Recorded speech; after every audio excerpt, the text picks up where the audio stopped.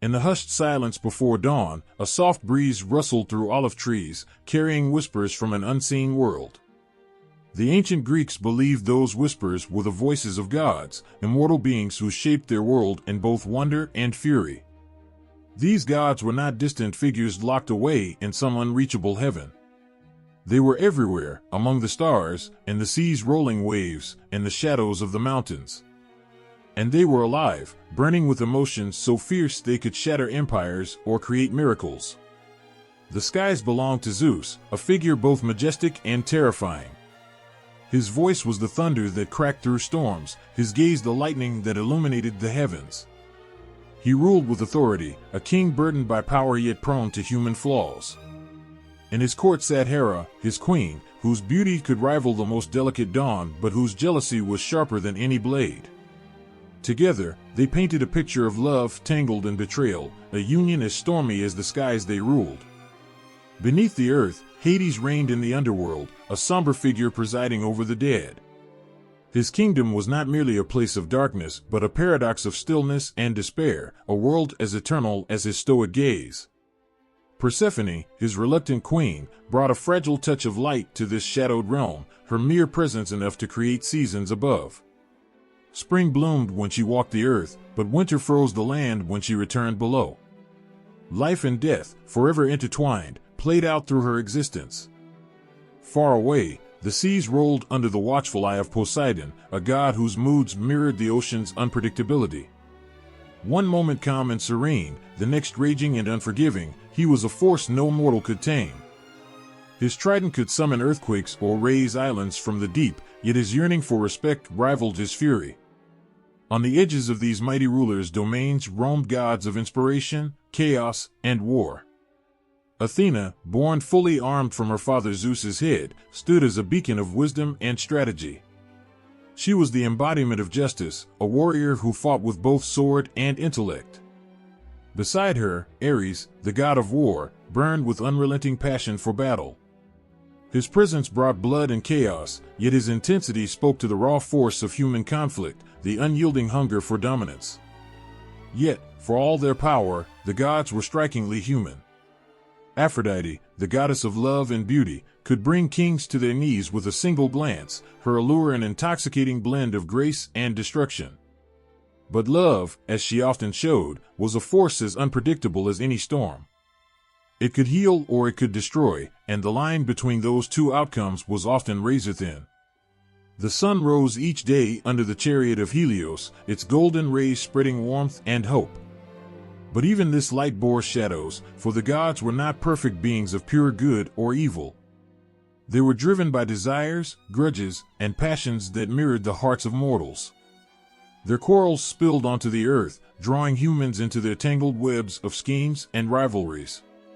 There was Hephaestus, the god of fire and forge, whose hands shaped the weapons of gods and the treasures of kings. Though his body bore scars of rejection and ridicule, his spirit burned with unmatched creativity. His creations were not just tools, they were extensions of his soul, each strike of the hammer echoing his longing for acceptance. Even the trickster Hermes, swift-footed and clever, brought both mischief and wisdom. His laughter rang in the winds, a sound both playful and unsettling, as he carried messages between gods and mortals. He reminded the world that wit and cunning could shift the tides of fate just as powerfully as strength. And then there was Apollo, whose music could charm even the coldest hearts, his lyre strings weaving melodies that spoke of love, loss, and the fleeting nature of life.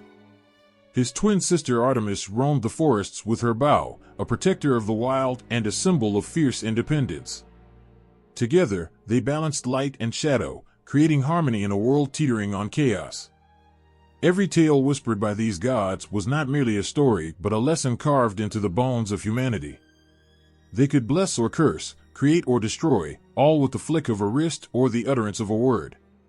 To anger a god was to invite ruin, to earn their favor was to taste the heavens. Yet their favor was never simple.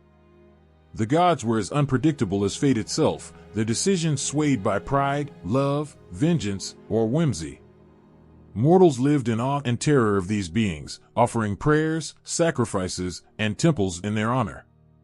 They knew the gods watched them, their lives a theater for divine amusement or judgment. The world was a chessboard, its pieces moved by hands both invisible and mighty, but the stakes were human lives. Amid this backdrop of divine power and mortal vulnerability, there emerged tales of heroes who dared to challenge their destinies. These were not ordinary men and women but individuals chosen, or cursed, by the gods. Achilles, Hector, Odysseus, and countless others walked a thin line between human ambition and divine wrath.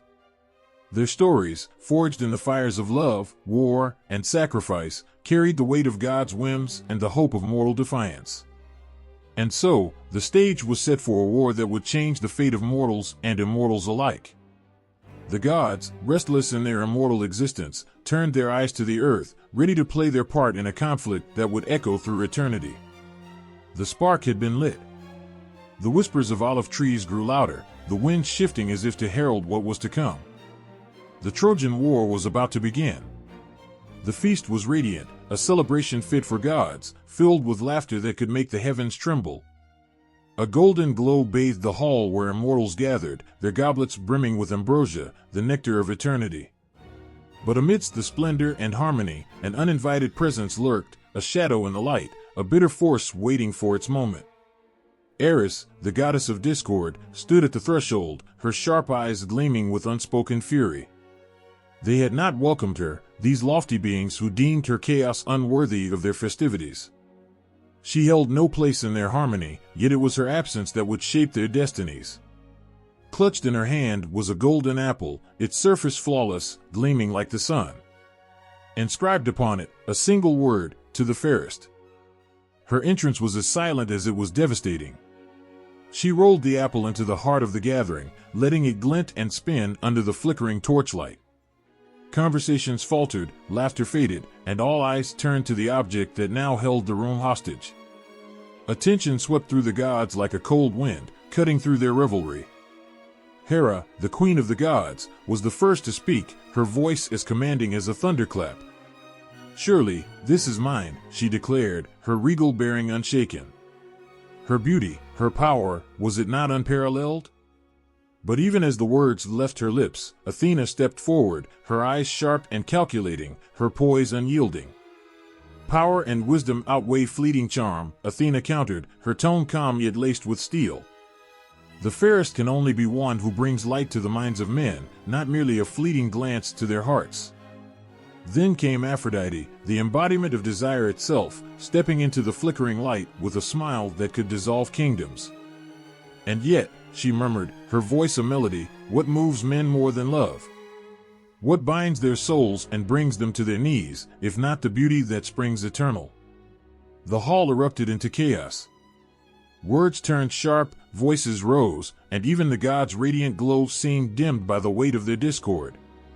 Zeus, the king of all, raised his hand, demanding silence.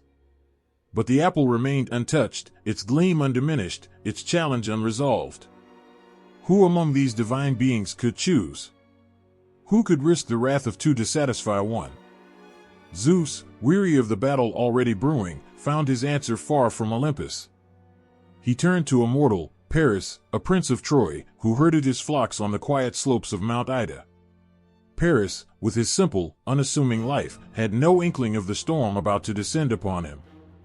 Zeus decreed that Paris, untainted by the rivalries of Olympus, would judge who among these goddesses was the fairest. And so they descended, their divine presence transforming the humble hills into a scene of brilliance.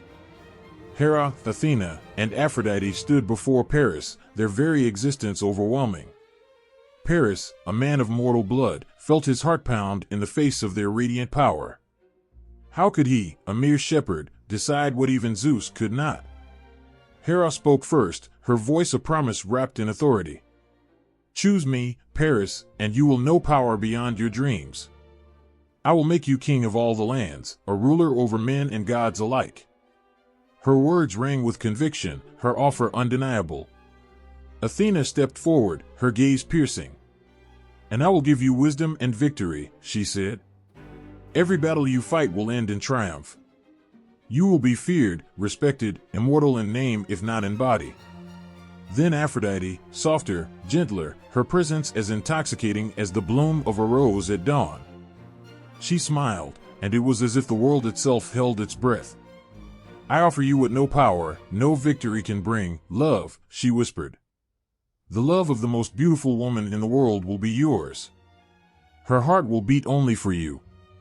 Paris's hands trembled as he held the golden apple. Each promise weighed heavy on his soul. Power could command nations, wisdom could etch his name into eternity, but love could make him whole. It was not power or strategy that won his heart. It was longing, the aching, human desire for connection that no crown or sword could fulfill. He chose Aphrodite. The golden apple was hers, its inscription fulfilled. But the choice, innocent as it seemed, set the heavens ablaze and the earth trembling. Hera's eyes burned with fury, Athena's lips curled in cold disdain. Paris had not merely chosen love, he had chosen sides, and the gods would not forget. Aphrodite, true to her word, set events into motion. Helen, the wife of Menelaus, king of Sparta, became the prize. Her beauty was unparalleled, her presence irresistible, and Aphrodite guided Paris to her. The bond was forged, but it was stolen in the eyes of the world. Helen left her husband and her home, and with Paris, she sailed for Troy. The gods watched as the tides of fate shifted. This single act of love, or betrayal, depending on where you stood, was no mere story. It was the match that lit the pyre, a spark that would consume kings and heroes, cities and nations. Across the seas, a storm was brewing. Menelaus, betrayed and humiliated, called upon his brother Agamemnon and the might of Greece. Honor demanded retribution, pride demanded war. And the gods, divided in their loyalties, prepared to play their parts. Aphrodite stood with Paris and Troy, her pride bound to her champion. Hera and Athena, scorned and furious, cast their favor with the Greeks. Each side carried the blessings and the curses of the divine. On the plains of Troy, where olive trees whispered secrets to the wind, the stage was set. The warriors gathered, their armor gleaming under the sun, their hearts burning with purpose. Above them, the gods stirred, their immortal will entwining with mortal ambition. The golden apple had done more than choose the fairest, it had sown the seeds of the greatest war the world had ever seen. And as the ships gathered on the horizon, their sails white against the endless blue, the whispers grew louder.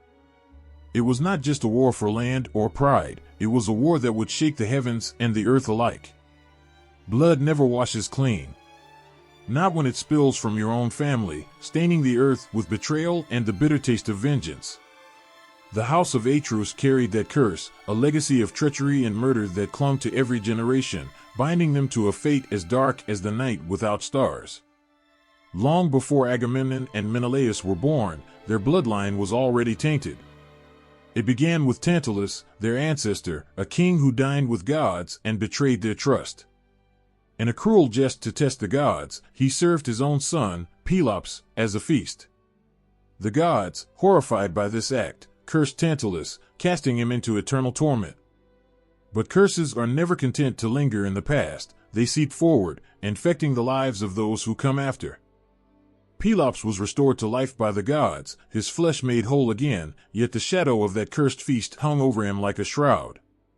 His sons, Atreus and Thyestes, were heirs to that dark legacy, and they would carry it further than anyone could have foreseen.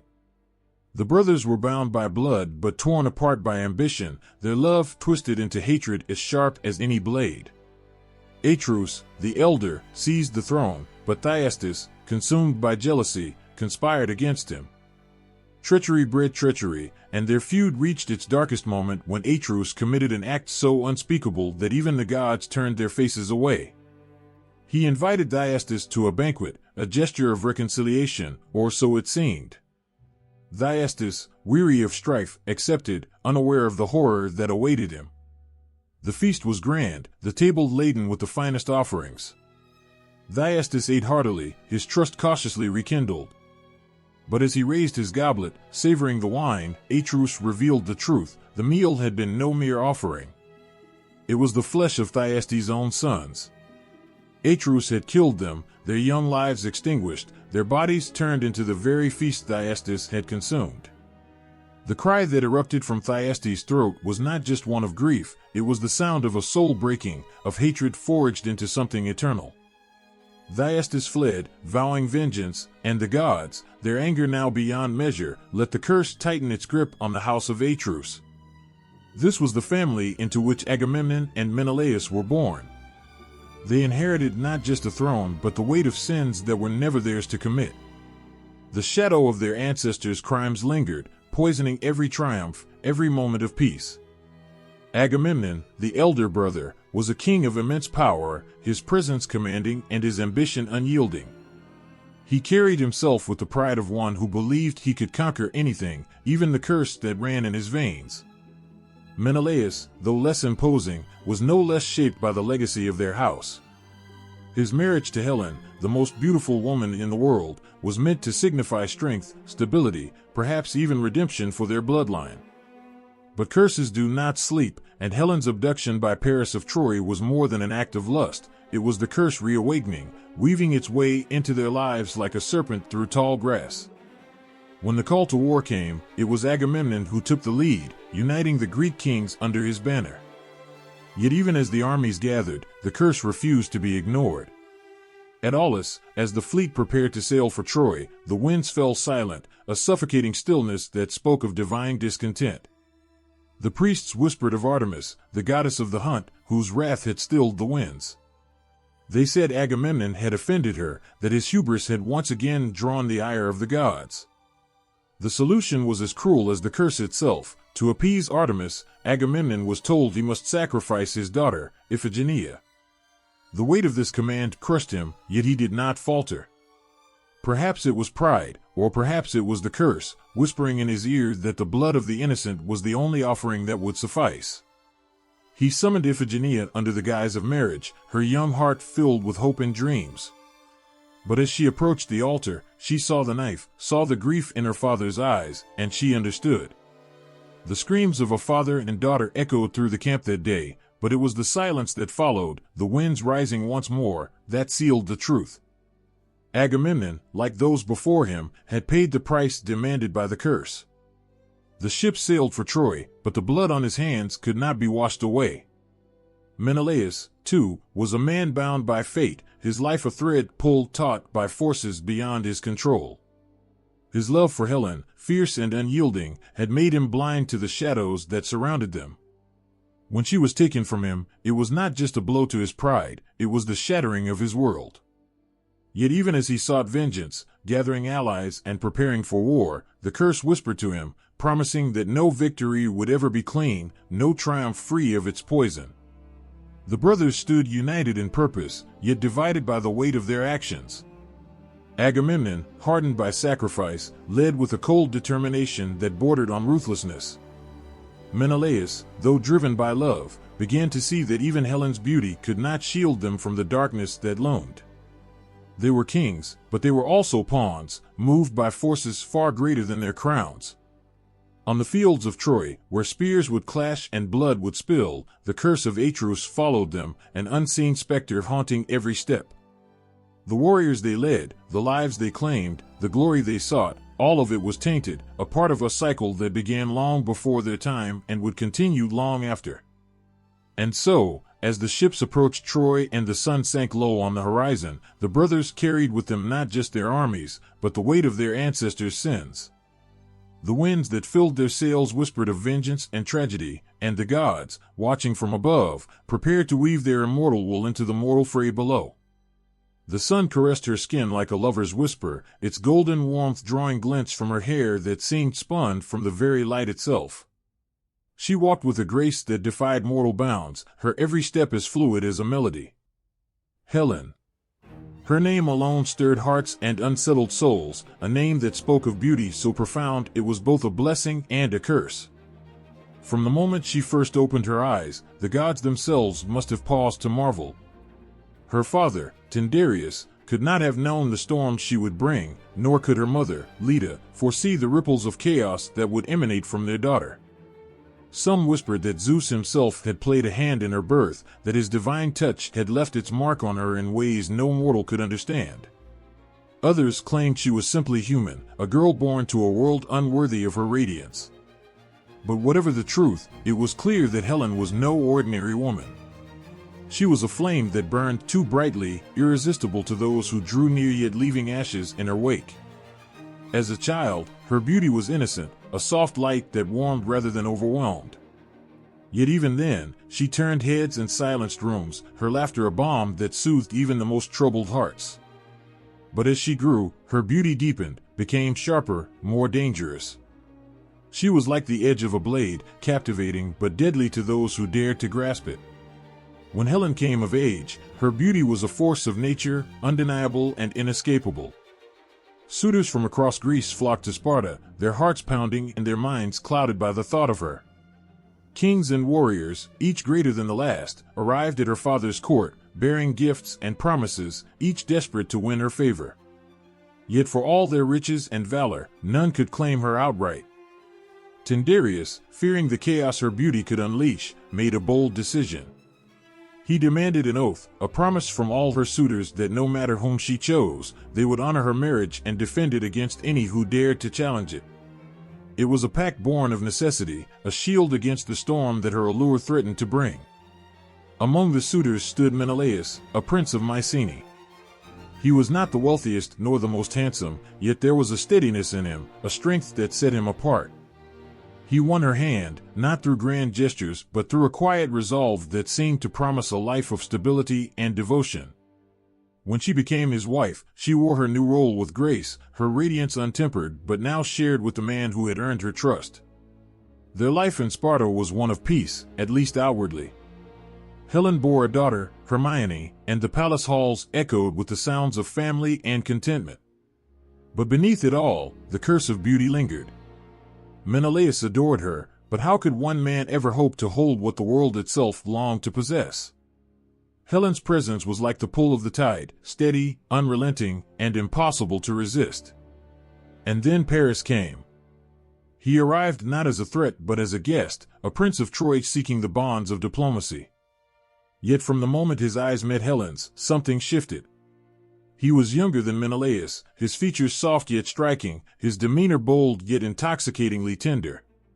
And Helen, for all her grace and loyalty, felt the weight of his gaze in a way she could not ignore.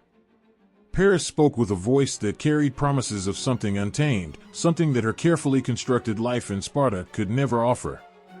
He had the favor of Aphrodite herself, the goddess of love who had promised him the heart of the world's most beautiful woman.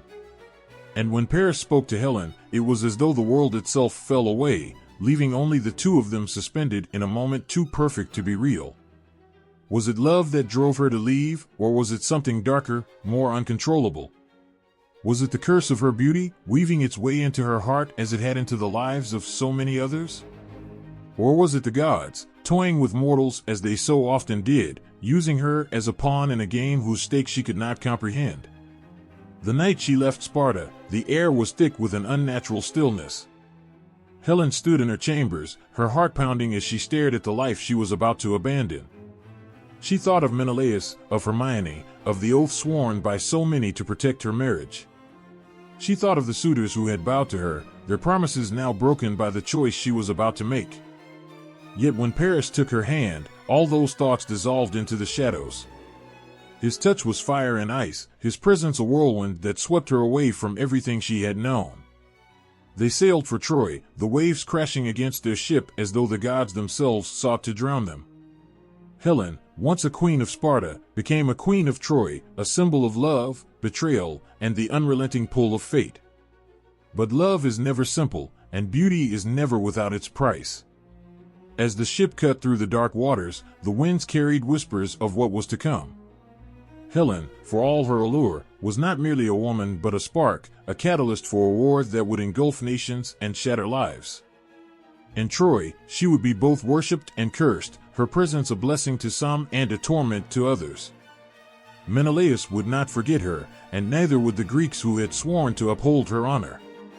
The beauty that had captivated the world would soon become the reason for its suffering, a reminder that even the brightest lights cast the darkest shadows.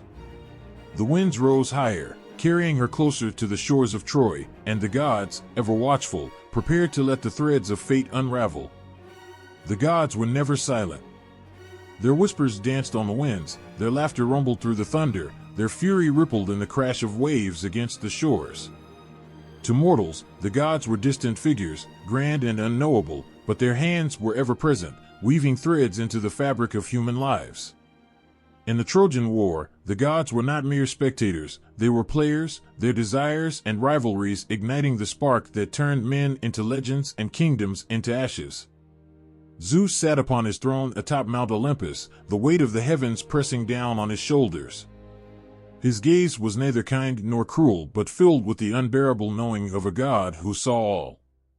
He ruled with thunder in his hand and storms in his voice, yet even Zeus, the mightiest of all, was not free. The threads of fate bound him as tightly as they did the mortals below. He watched the world with weary eyes, the balance of power between men and gods a delicate line he alone was charged to maintain. But Hera, his queen, was not content with balance. Her fury burned hotter than any forge, a constant flame fueled by her husband's betrayals and the unrelenting sting of insult. To Hera, Troy was more than a city, it was a wound, its people a thorn in her side. When Paris, the shepherd prince, dared to judge her unworthy of the golden apple, he earned her eternal wrath. She loathed him, and through him, she loathed Troy. Hera did not forget, and she did not forgive. Athena, the goddess of wisdom and war, was no less formidable. Her gray eyes saw the battlefield long before the first spear was thrown, her mind a labyrinth of strategies that could crush armies with a single move. She had also been scorned by Paris, her wisdom cast aside in favor of another's promise. For Athena, the war was a proving ground, a stage upon which to demonstrate her might and intellect. Her voice was calm but unyielding, her guidance shaping the actions of men like a master sculptor shaping stone. Apollo moved with the elegance of the sun, his golden radiance touching all who looked upon him. To the Trojans, he was a protector, his music a balm for their weary souls, his arrows a shield against the advancing Greeks. Yet Apollo was not merely a god of light and song. He was a force of nature, his fury as fierce as his mercy was tender.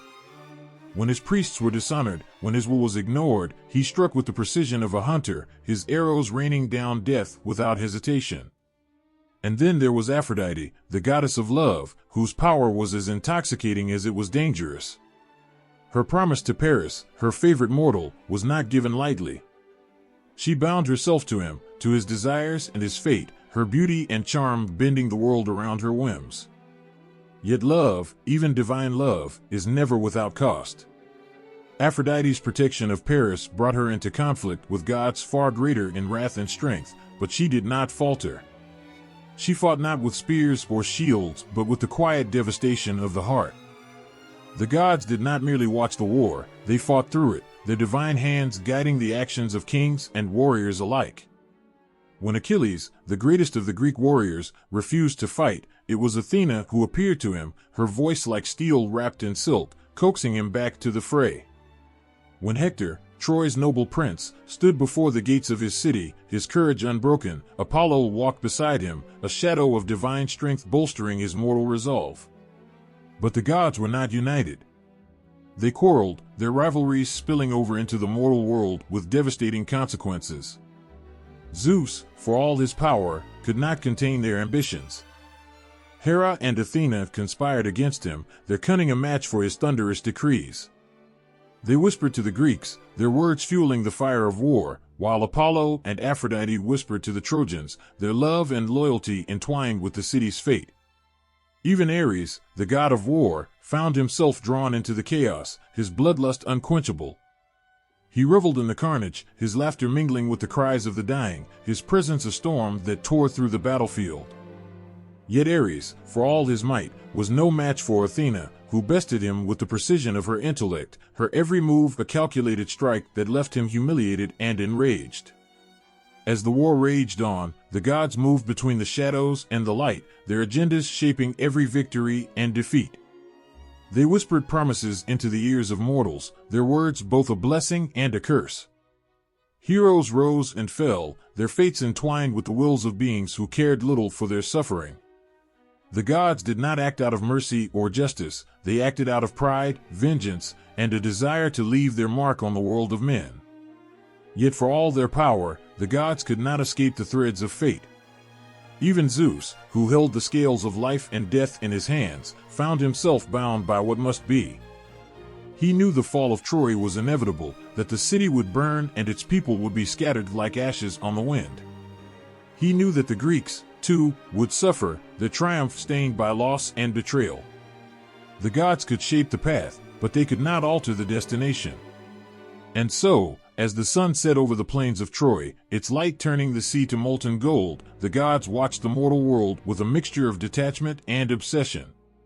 They saw the blood that soaked the earth, the fires that consumed the dreams of men, and they smiled, not with joy but with the satisfaction of a story unfolding exactly as it must. For the gods, this war was more than a conflict, it was a masterpiece, a testament to their power and a reminder that even the greatest of mortals are but pawns in their eternal game. The halls of Sparta were alive with the sound of revelry, the golden glow of torches casting flickering shadows on the stone walls.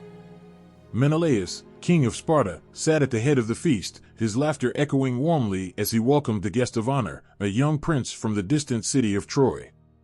Paris was his name, and he carried himself with a charm that seemed effortless, his every word and gesture steeped in a confidence that danced dangerously close to arrogance. Paris was no ordinary guest. His arrival was marked by an air of inevitability, as if the gods themselves had scripted his presence. He was handsome, his features sculpted and his voice like honey, but there was something more, an undercurrent of restlessness, a magnetism that seemed to draw every gaze in the room. Menelaus greeted him with open arms, unaware of the storm brewing just beyond his sight. Helen was there, too, her beauty a quiet thunder that commanded the attention of all without effort. She moved through the room like a melody, her presence a symphony of grace and light. When Paris's eyes found hers for the first time, it was as though the air itself grew heavier, the world around them fading into a distant hum. He was captivated, and she, for all her loyalties to her husband and her role as queen, felt the pull of something she could not name. Paris spoke with a silver tongue, his words woven with flattery and subtlety, each one crafted to draw her closer. He spoke of Troy, of its splendor and its beauty, of the riches and wonders that lay beyond the horizon.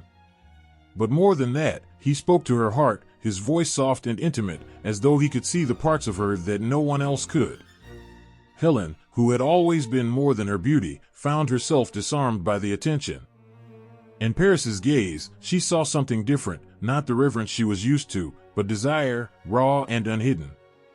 The days in Sparta passed, each one a step further into the shadow of betrayal. Paris was relentless, but not in a way that felt forceful. His charm was a current, subtle yet inescapable, pulling Helen deeper into waters she had never dared to tread. He spoke of love as though it were a force greater than gods or kings, something worth any risk, any price. And Helen, caught between duty and the aching stirrings of her own heart, began to waver. The night it happened, the sky was thick with stars, their light spilling over the palace like a silent witness. Helen stood on a balcony, her eyes fixed on the horizon, her mind a storm of conflicting thoughts. She did not hear Paris approach, but she felt him, his presence as tangible as the breeze on her skin. When he spoke, his voice was low and steady, each word laced with the weight of what was to come. "You were not made for chains," he said, his eyes searching hers. "Not even the chains of a golden palace." Helen's heart twisted at his words, the truth of them striking deeper than she cared to admit. She had lived a life of privilege, yes, but also one of constraint. She had been a queen, a wife, a symbol, but had she ever truly been herself? Paris took her hand, his touch igniting something that had long been dormant. "Come with me," he whispered, the plea in his voice raw and unguarded. "To Troy. To freedom." Helen's breath caught, her thoughts a blur of loyalty, fear, and something dangerously close to hope. She thought of Menelaus, of Hermione, of the life she had built. But she also thought of the emptiness that had grown within her, the yearning for something more, something she had never allowed herself to name. Before she could answer, Paris leaned closer, his lips brushing hers in a kiss that felt like a promise and a warning all at once. It was brief, a fleeting moment that burned itself into her very soul. When he pulled back, his eyes held hers with an intensity that left no room for doubt. The choice was hers, but the path was clear. That night, Helen made her decision. The palace was silent as she slipped through its halls, her steps light and her heart heavy. She knew what she was leaving behind, the man who had loved her, the child who bore her name, the kingdom that had trusted her. Yet with every step, the pull toward Paris grew stronger, an inexorable force that she could no longer resist. When they reached the ship, the sea was calm, its surface glinting under the moonlight. Paris helped her aboard, his hand steady, his gaze unwavering. As the sails unfurled and the ship began its journey toward Troy, Helen stood at the prow, the wind whipping through her hair. She felt a pang of guilt, sharp and unrelenting, but also a flicker of something else, liberation, perhaps, or the faintest glimmer of hope.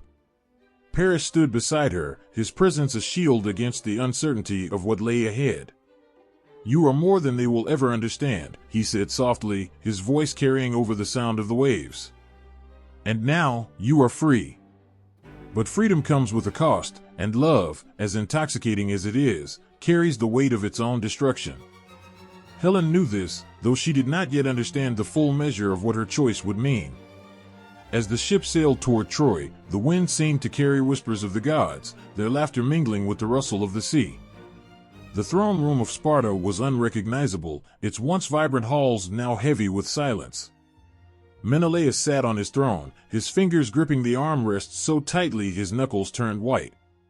His face, etched with fury and disbelief, betrayed the storm raging within him. Helen was gone. The Queen of Sparta, his wife, had vanished in the night with Paris of Troy, leaving nothing but whispers of betrayal and the scent of her absence. For hours, Menelaus had stood in the empty chambers, his heart pounding like a war drum. The servants were too afraid to speak, their eyes avoiding his as they scurried about, sensing the eruption that was to come. He could not escape the images that haunted him, the laughter of Paris at the feast, the way Helen's eyes had seemed distant in those final days, the soft murmurs of the courtiers who now mocked his pride. The humiliation was unbearable, but it was the betrayal that cut the deepest. The doors to the hall creaked open, and Agamemnon, his elder brother and king of Mycenae, entered. Agamemnon's presence was commanding, his voice steady but low. "You cannot let this stand," he said, his words more decree than suggestion. "Your honor demands action.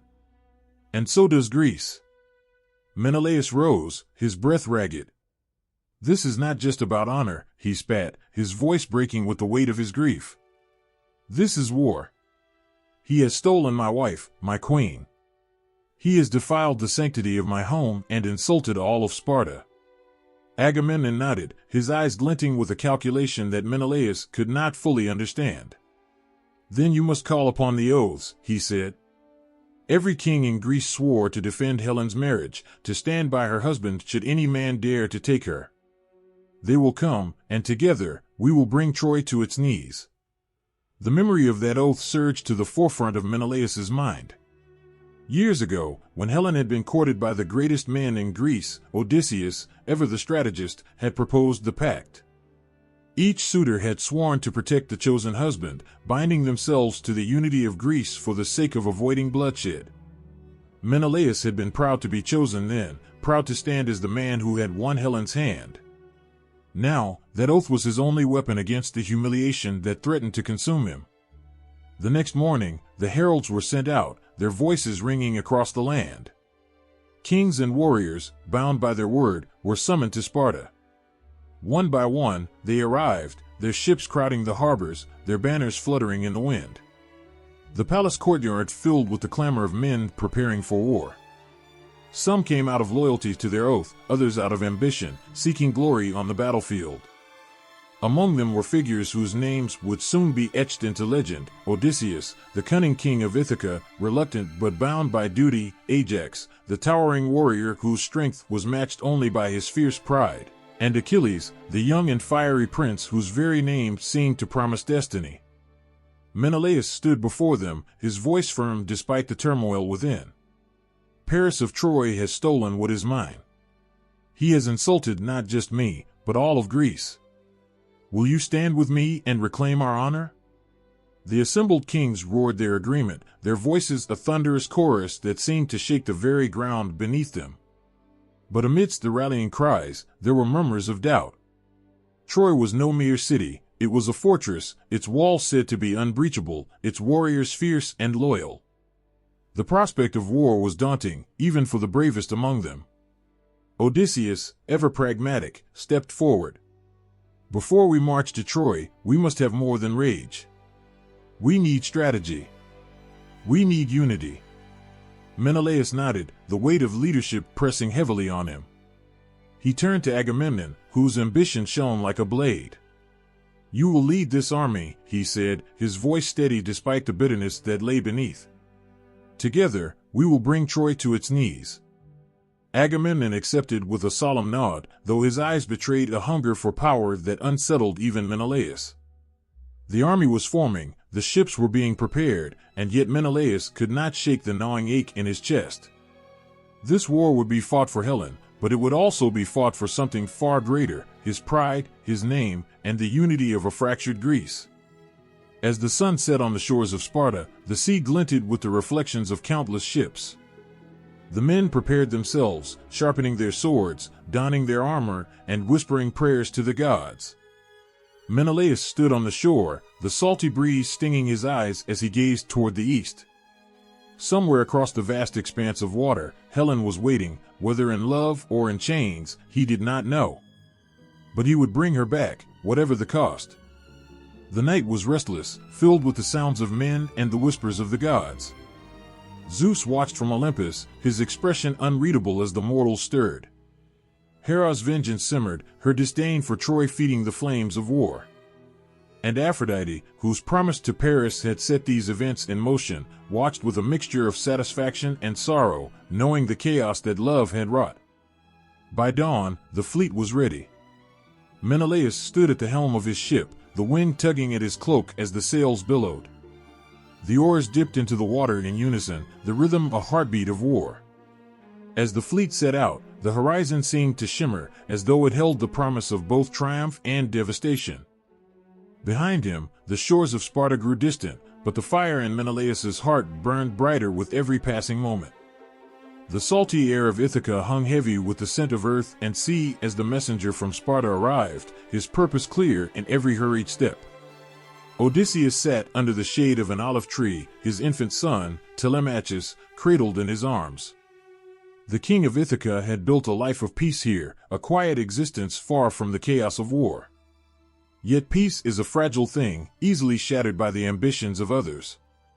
The messenger bowed low, his words sharp and unyielding. "King Menelaus calls upon you to honor your oath. You are needed for the war against Troy." Odysseus's face remained impassive, but inside, his thoughts raced. He had seen enough of the gods' meddling and mortal ambition to know that this war would be no simple affair. The judgment of Paris, the allure of Helen, these were not mere stories, they were the threads of a tapestry woven by divine hands, each strand soaked in blood and betrayal. He looked at Telemachus, his son's small hand grasping his finger, and a pang of resolve struck his heart. He could not leave. Not like this. A plan began to take shape in his mind, a clever, desperate attempt to escape the snare of obligation. The next morning, the people of Ithaca watched in astonishment as their king yoked an ox and a donkey to a plow, sowing his fields with salt. The once shrewd Odysseus now feigned madness, his every action designed to convince the messenger that he was unfit for war. But the gods favor cunning minds, and Odysseus's deception was not enough to fool all. Polymedes, a fellow Greek, arrived to test the truth of the madness. Without warning, he placed the infant Telemachus in the path of the plow. Odysseus froze, his charade crumbling in an instant as he veered the plow aside to save his son. His heart heavy with defeat, he realized there was no escape. He would leave Ithaca, his family, his peace, and sail into a storm of swords and shields. Far from Ithaca, another reluctant hero lingered in obscurity. Achilles, son of the sea goddess Thetis, had been hidden away on the island of Scyros. Thetis, knowing the fate that awaited her son, had disguised him as a girl, concealing him among the daughters of King Lycomedes. Achilles' presence was like a smoldering ember among reeds, his strength and fire barely contained by the silks and trappings of his disguise. The Greeks, knowing that Achilles was destined to be their greatest warrior, sought him tirelessly. Odysseus, now bound to the cause, took up the task with a sharp mind and a clever plan.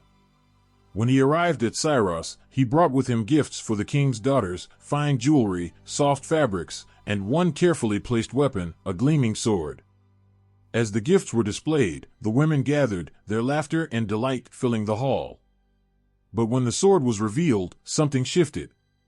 Achilles, unable to suppress his nature, reached for the blade, his movements swift and decisive. The room fell silent as the truth emerged, the warrior standing revealed amid the finery. Odysseus stepped forward, his gaze steady. "You cannot run from fate," he said, his voice low but resolute. "Greece needs you. The gods demand it." Achilles' jaw tightened, his eyes blazing with defiance. He had no love for the whims of the gods or the ambitions of kings, but the fire in his heart, the hunger for glory, for battle, could not be denied. With a heavy sigh, he took the sword in his hand, its weight a promise of the path ahead. The two reluctant heroes, so different yet bound by a shared destiny, now stood among the ranks of Greece's finest. Odysseus, the cunning tactician, and Achilles, the unmatched warrior, would shape the tide of the coming war in ways neither could yet fathom. As they prepared to sail, the winds carried with them the murmurs of the gods, their laughter a chilling reminder that mortal lives were but pieces on their grand chessboard. The shores of Aulis stretched wide under a sky painted in shades of fire and ash. The Greek fleet, 100 strong, lay restless in the bay, their ships swaying in the listless waters. Warriors milled about, their voices muted by a heavy, unseen hand. The air itself seemed to conspire against them, thick and unmoving, suffocating their resolve. No wind. No movement. Days turned to weeks, and the fleet remained trapped, as though the gods themselves held them in place. Among the murmurs of the camp, fear whispered of Artemis, the goddess who had taken offense. The rumors carried her wrath like embers, igniting dread in every heart. Agamemnon, the leader of this mighty host, bore the weight of that anger. The goddess had not forgotten. His arrogance, his slight, a careless boast about his hunting skill, perhaps too much pride in his victories, had drawn her ire. The Greeks were at a standstill, not because of human failure, but because of divine punishment. Late one night, a grim-faced prophet entered Agamemnon's tent. The flames from the brazier flickered, casting shadows on the king's face as he listened. The words spoken were harsh, each one like a blade slicing through his resolve. Artemis demanded a sacrifice, the prophet said, her rage unrelenting until the price was paid. It was not just any life she sought, but that of Agamemnon's own daughter, Iphigenia. The king's breath caught in his throat, his thoughts tangling in a storm of denial and anguish. How could a father offer his child to the altar of war? How could he not, when all of Greece stood at his back, demanding they sail to Troy? Agamemnon sat alone for hours after the prophet left, the weight of his decision pressing down like a mountain. He could hear the faint laughter of his men, their voices rising with the stories they told to fend off the creeping despair. They had no idea of the choice that lay before him. Every laugh, every clink of a cup, seemed to mock his torment. When the dawn broke, his mind was made. The message was sent. Iphigenia was to come to Aulis, under the pretense of marrying Achilles. The words tasted like poison as he wrote them, a cruel lie to lure her into the jaws of fate. Days later, she arrived, her beauty radiant even against the backdrop of the grim encampment. Her laughter carried through the air as she embraced her father, her trust in him absolute. Achilles, confused and furious, realized too late the ruse he had unwittingly become part of. But Agamemnon's face was a mask of stone, his grief buried beneath layers of command and duty. The goddess demanded blood, and her price would be paid. The altar stood high on the cliffs, overlooking the sea that refused to carry them forward. The warriors gathered, their faces pale and somber, unable to meet the gaze of the girl who walked toward her fate with such innocence. The priests, their robes stark against the rising sun, prepared for the act, their chants mingling with the cries of the gulls. Iphigenia's voice rang out, clear and brave. She asked her father why the men wept, why her mother had not come. Agamemnon's lips moved, but no words came. He could not bear to tell her the truth. It was Calchas, the prophet, who finally spoke, his voice cold and unyielding as he revealed the will of Artemis. Shock and fear washed over her face, and then something else, acceptance. She looked at her father, her tears mingling with the salt air, and said softly, "If my life is the price for Greece's freedom, then let it be so." Those words broke Agamemnon more than any blade could have. He wanted to cry out, to beg for mercy, but the die had been cast. The warriors turned away, some dropping to their knees, others clutching their swords as if to anchor themselves. Even Achilles, mighty and proud, lowered his head in despair. The moment came. Iphigenia knelt at the altar, her hands trembling but steady as she folded them before her. The priests raised their knives, their chants reaching a crescendo.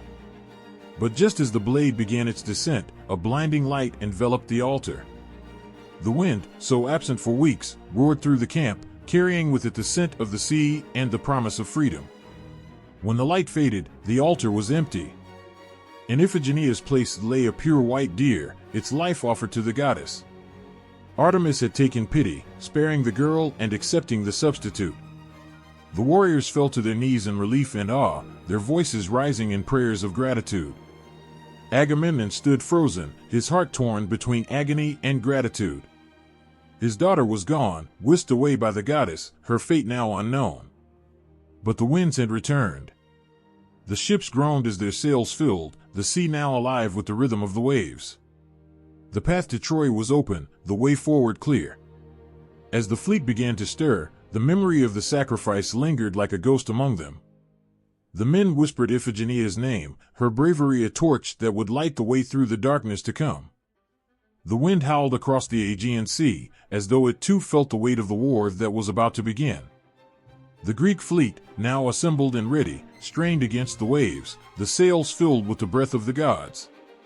Yet the sea, once calm and welcoming, was no friend to these men.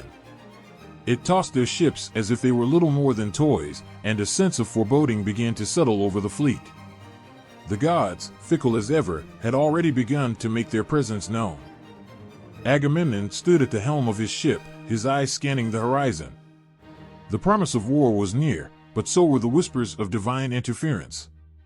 He could feel it in his bones, the restless stirring of gods who did not wish to see Troy fall, gods who were eager to twist fate into something else. The air felt charged, heavy with the anticipation of what was to come. It was as if the sea itself was holding its breath, waiting for something terrible to happen. The first storm struck without warning. One moment, the sky was clear and the waves were gentle, and the next, dark clouds rolled in like a tidal wave of wrath. The wind screamed, and the sea turned a deep, dark green, thrashing against the ships as though angry hands were pulling them under. The men on board shouted in fear, clutching the ropes, the masts, anything that might save them. But no matter how hard they tried, the storm would not relent. The ships creaked and groaned as the sea hurled them about. Men shouted prayers to the gods, their voices lost in the wind. Agamemnon himself felt helpless. There was nothing he could do but watch as the storm, like an unholy beast, consumed everything in its path.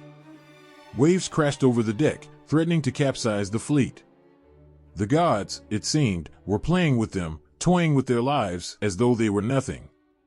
It was then that the familiar voice of the prophet Calchas reached Agamemnon's ears, sharp above the roar of the storm.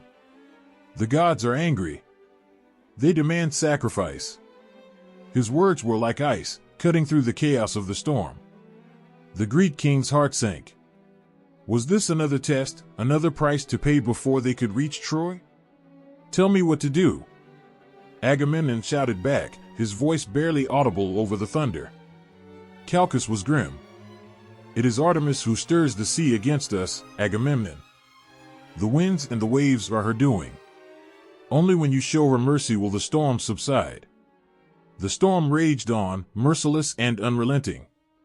Agamemnon was torn, caught between his pride as a king and the reality that they were at the mercy of the gods.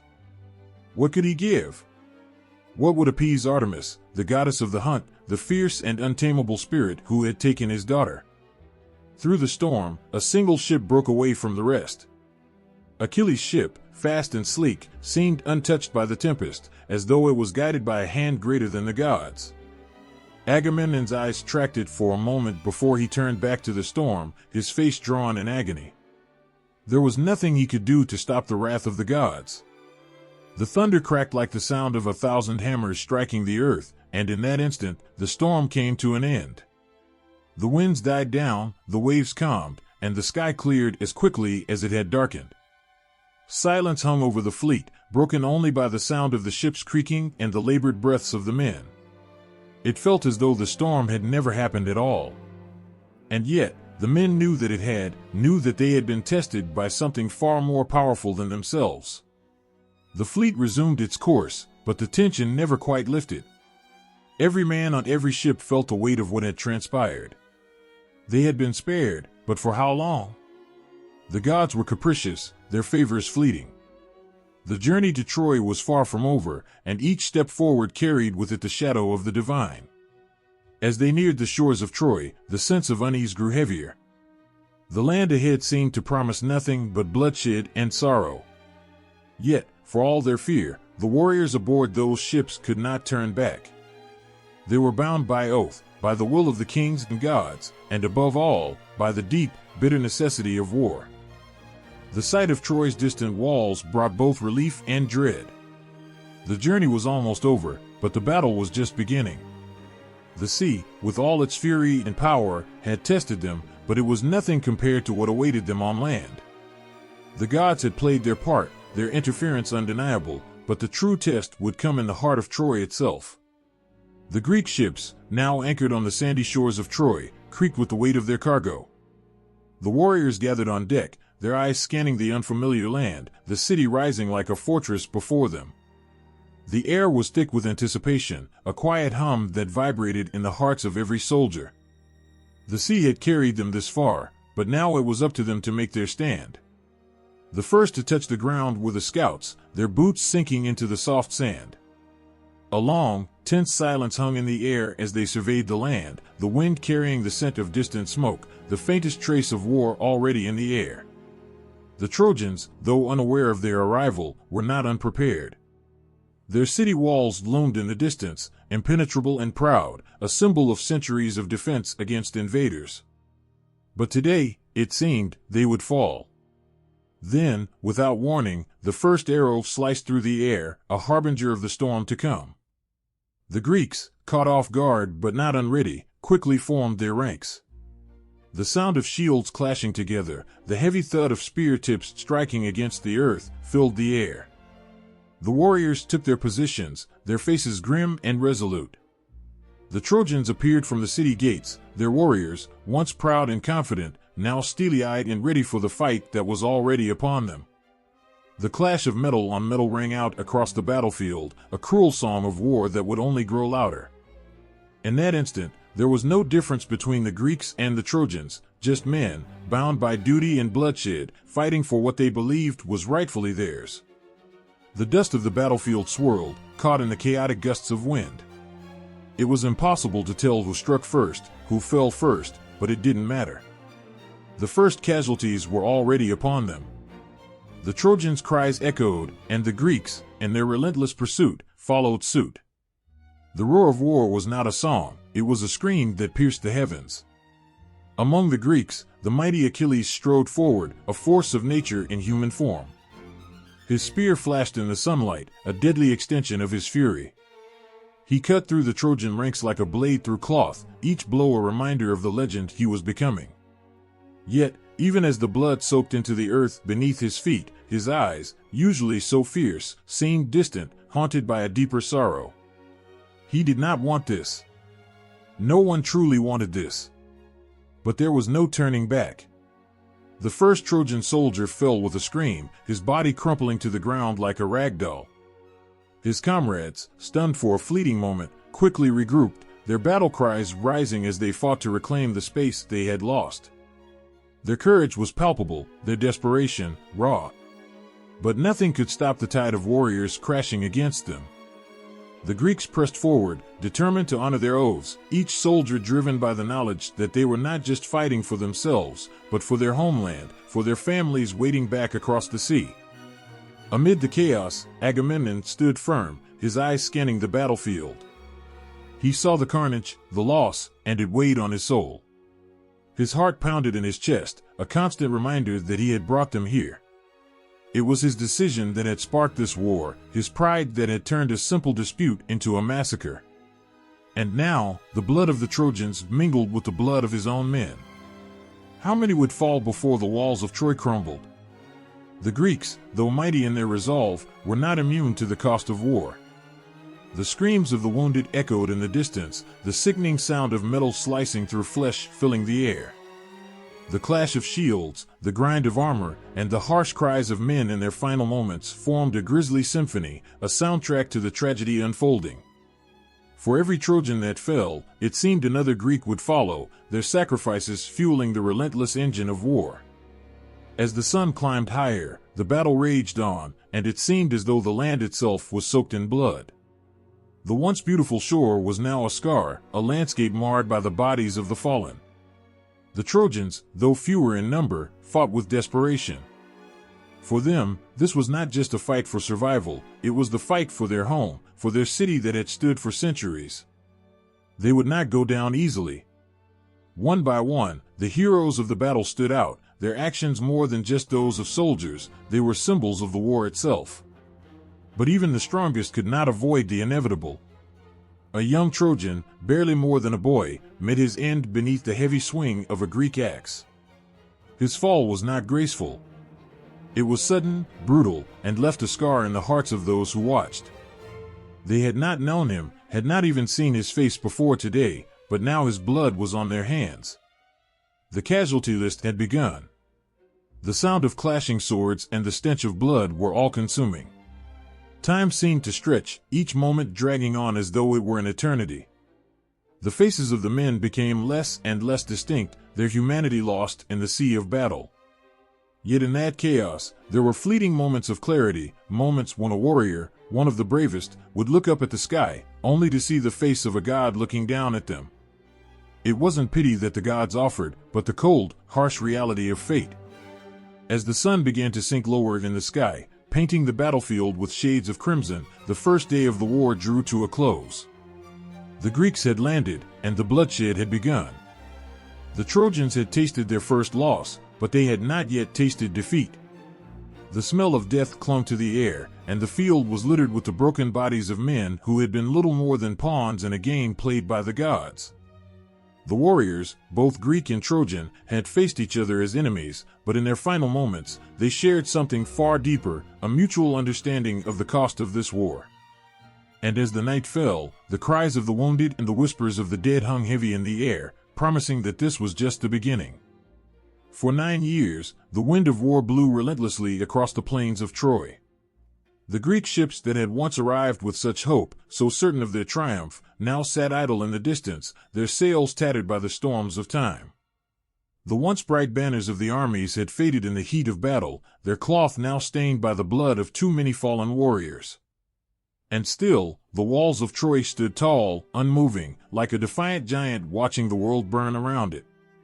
The Greeks had come with fury and purpose, their hearts burning with the desire to reclaim what they believed was rightfully theirs. But as the years stretched on, that fire began to dim. At first, there had been hope. Every dawn brought the promise that today might be the day the city would fall, that Troy's gates would crumble beneath the weight of their siege. But the days turned into weeks, the weeks into months, and the months into years. The gates remained closed, the walls untouched. And so, the Greeks turned to raiding. Small, desperate skirmishes along the outskirts of Troy. They struck swiftly, leaving death in their wake, only to retreat back to the safety of their camp. It was a cycle that seemed to have no end. The raids were meant to weaken the Trojans, to bring them to their knees, but each time the Greeks thought they had broken their spirit, the Trojans returned with renewed strength, a fierceness born from the knowledge that their survival depended on it. It was during these long months that the toll began to show. Men who had once been strong and unshaken in their resolve now grew weary, their faces lined with exhaustion. The laughter of camaraderie, which had once echoed through the camp, grew quieter with each passing year. The fire of hope that had burned so brightly in the hearts of the soldiers began to flicker, threatened by the endless uncertainty of the siege. They had been promised glory, honor, and the satisfaction of a swift victory. But now, they were caught in a war that seemed endless, a conflict that had no end in sight. The food supply dwindled. Fresh water became a rare commodity. The soldiers, once proud warriors, now found themselves scavenging, their bellies empty more often than full. The Greeks had come to Troy with a sense of purpose, but now, many of them questioned what they were fighting for.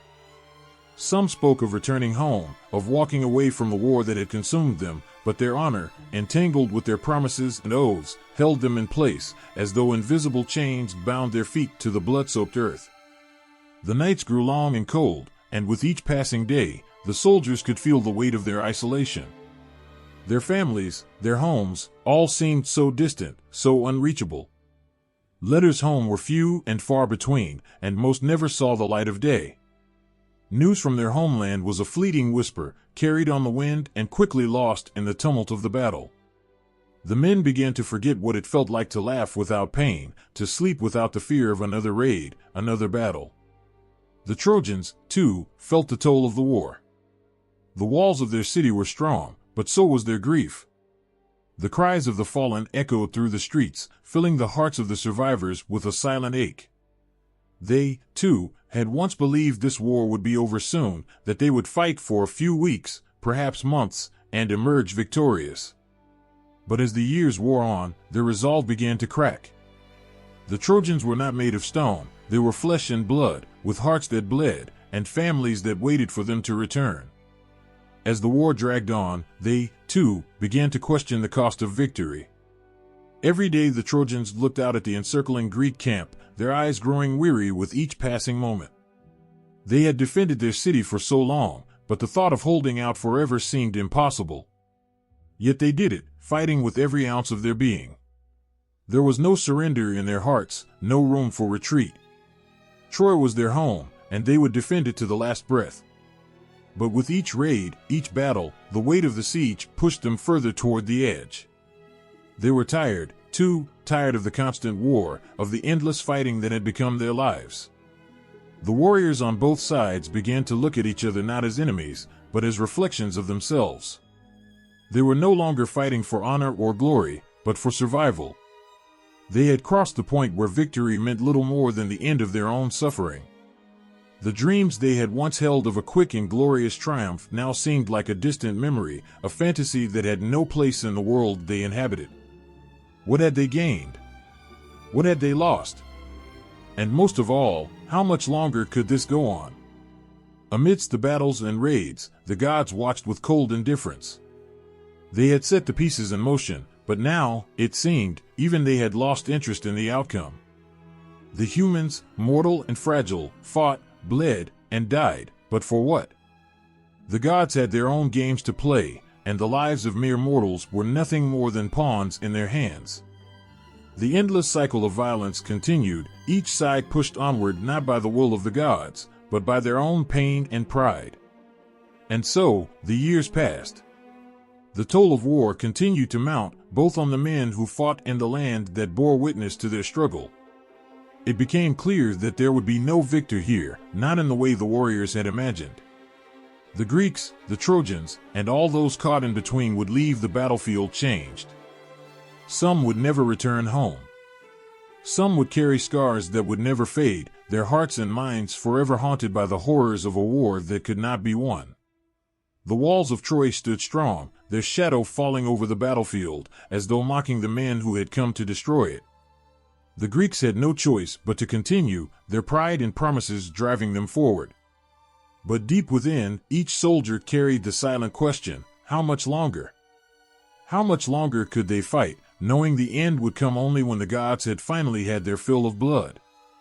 The endless cycle of violence, the never-ending siege, it had become their fate, and fate, like the gods themselves, was not so easily escaped.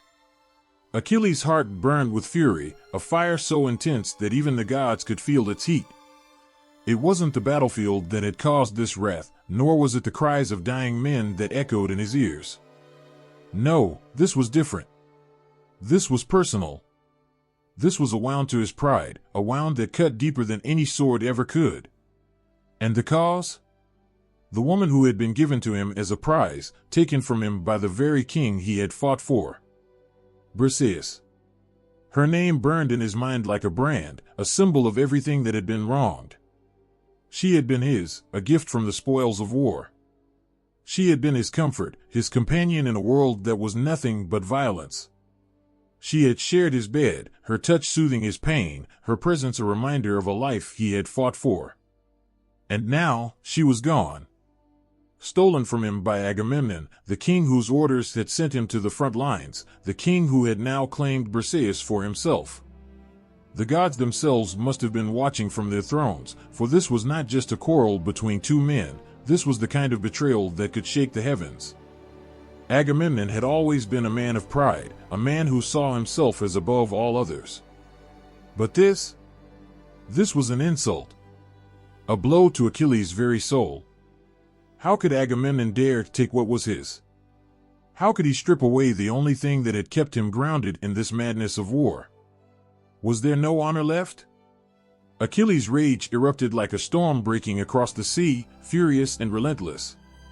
His mind, once so clear and focused, now seethed with the desire for revenge. He would not stand idly by. He would not let this insult go unpunished.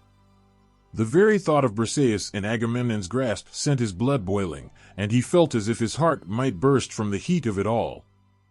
But this was not just about Briseis. No, it was something far deeper, something more profound. Agamemnon had struck at the very core of Achilles' identity. His honor, the one thing he had held above all else, had been trampled on. Achilles had fought for the Greeks, bled for them, and now, for all his sacrifice, Agamemnon had taken what he held most dear. This was no longer about a woman, it was about respect, about recognition. Agamemnon had humiliated him, stripped him of his dignity in front of his men. And Achilles would not, stand for that. The tension between them grew, thick and suffocating. The camp buzzed with whispers of what was happening. The other warriors saw the fire in Achilles' eyes, felt the shift in the air. They knew that a storm was coming, but no one dared step in. No one could.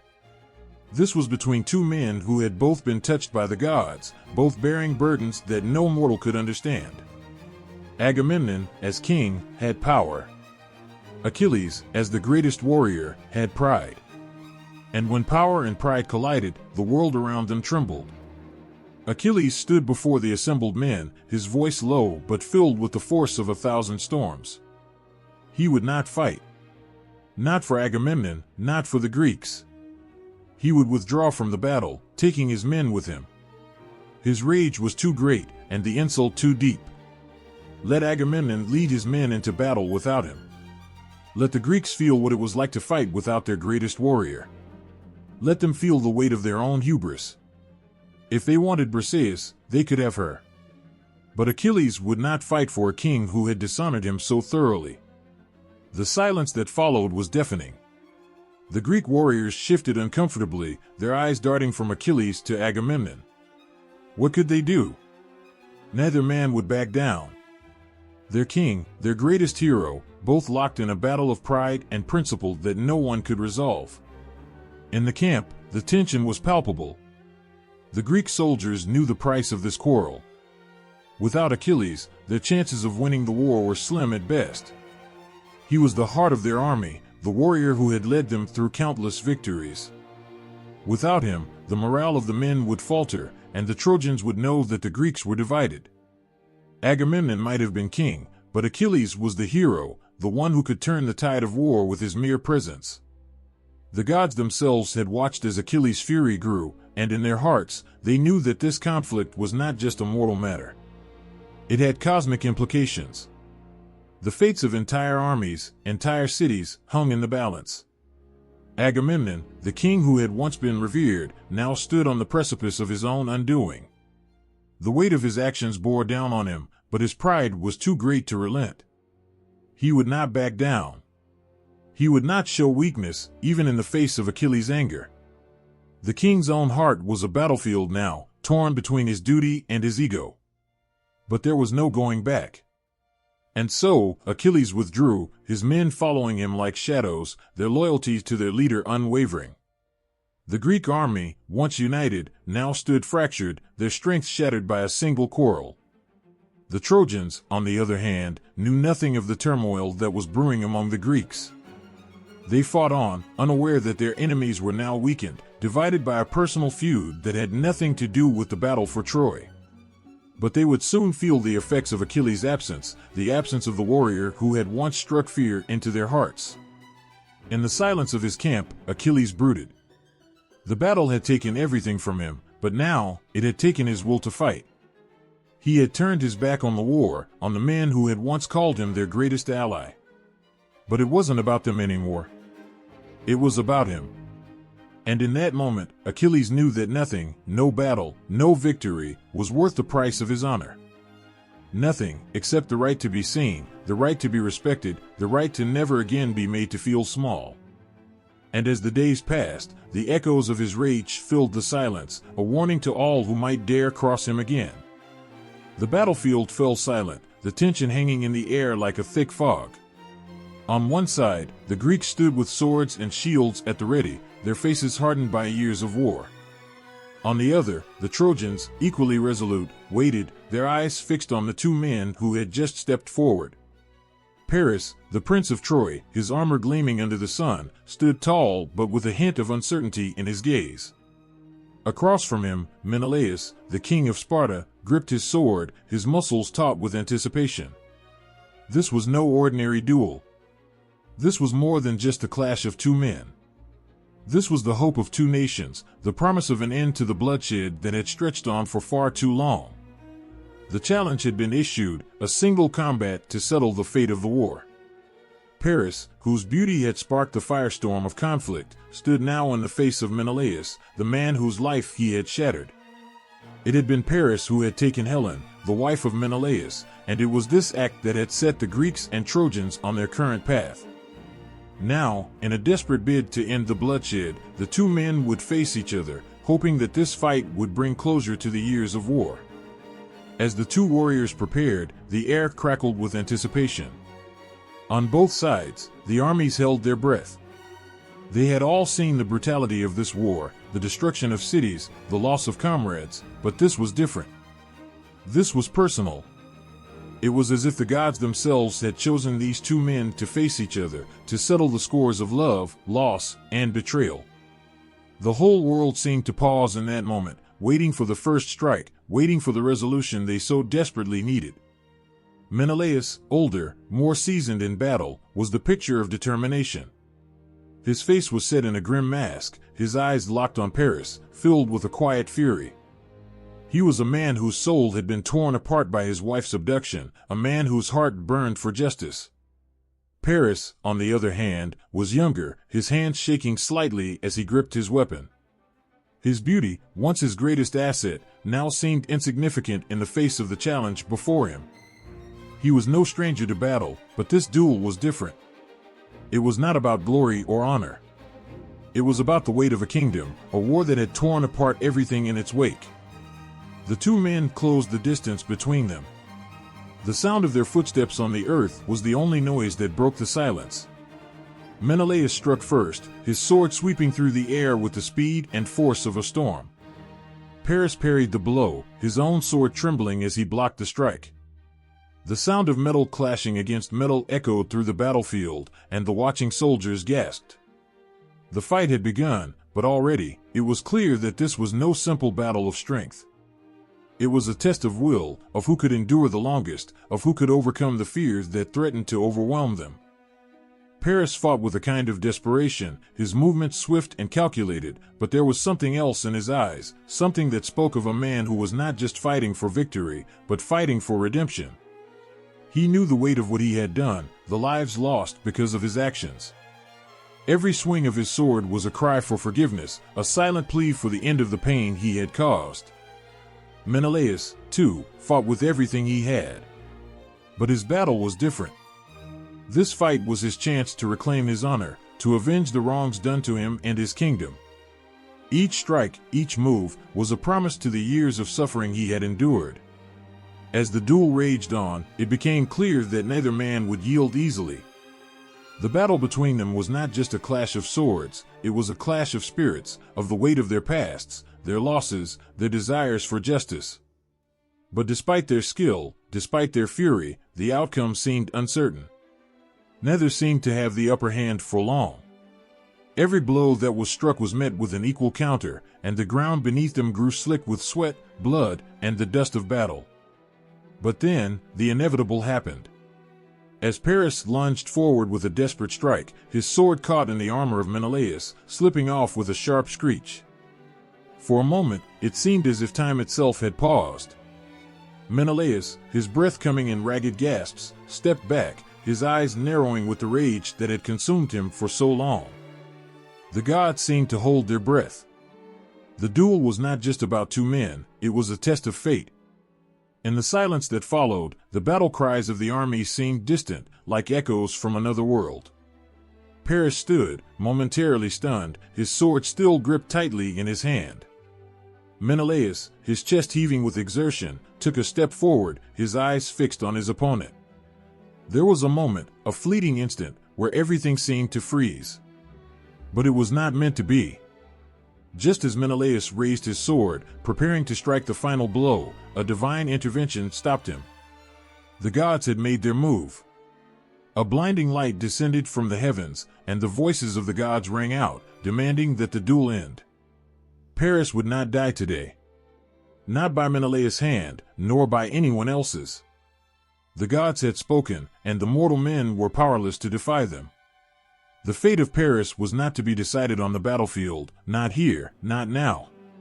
The tension in the air was suffocating. The warriors on both sides looked on in disbelief as the gods' will was enforced. The fight that had seemed so promising, so final, was now a broken promise. It was clear, the war would not be over today. It would not be decided by this single combat. There was more blood to be spilled, more lives to be lost.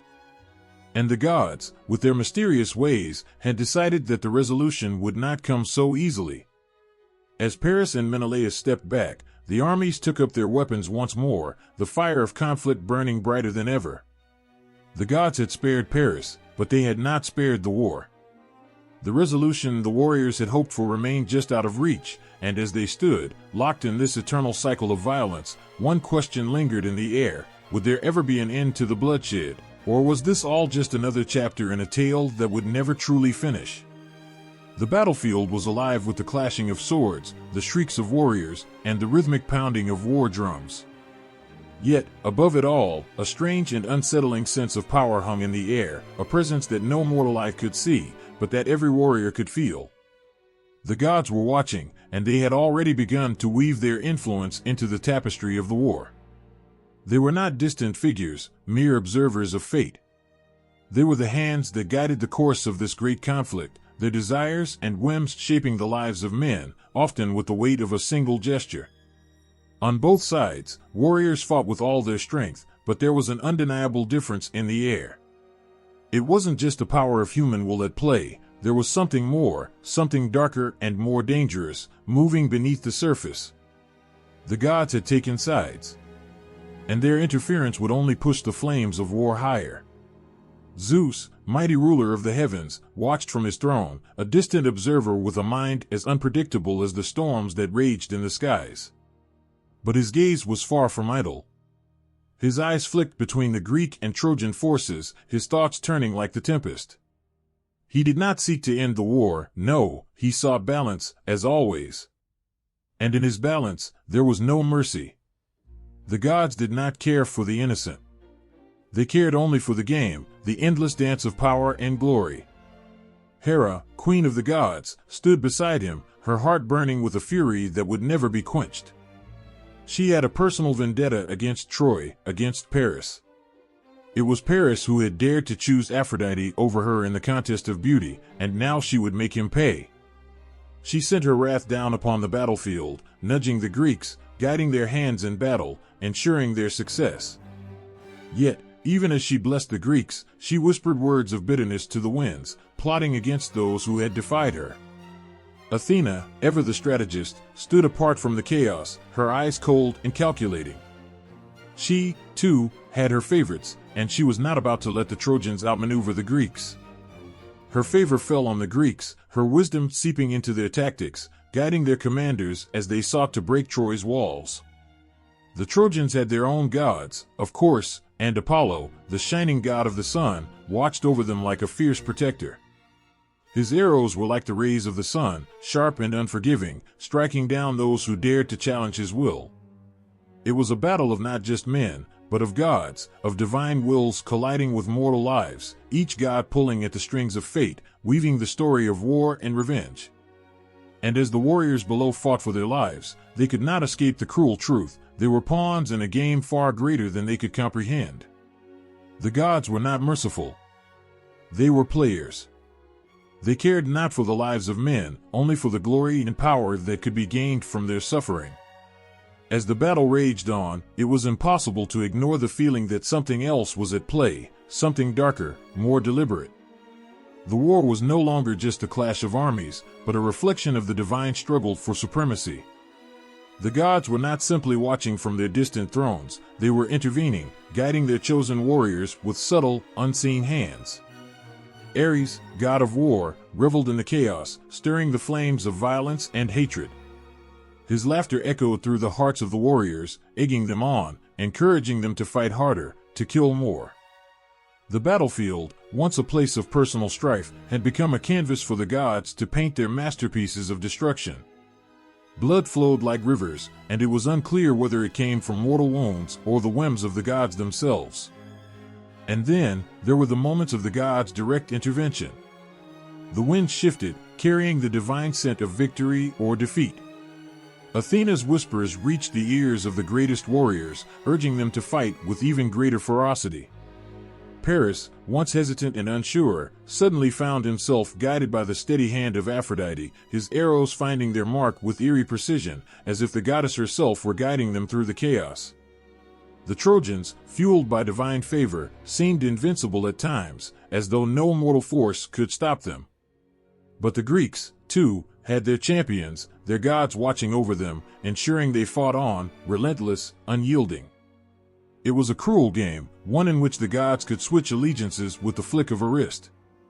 One moment, the Greeks would be on the verge of victory, their swords raised high in triumph, only for the gods to turn the tide and shift the favor to the Trojans.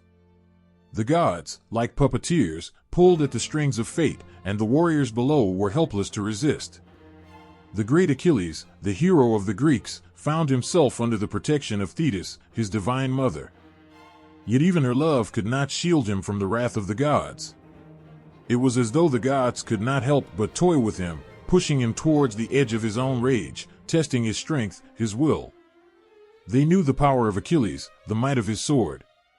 But even he, with all his strength, could not escape the cruel whims of the gods.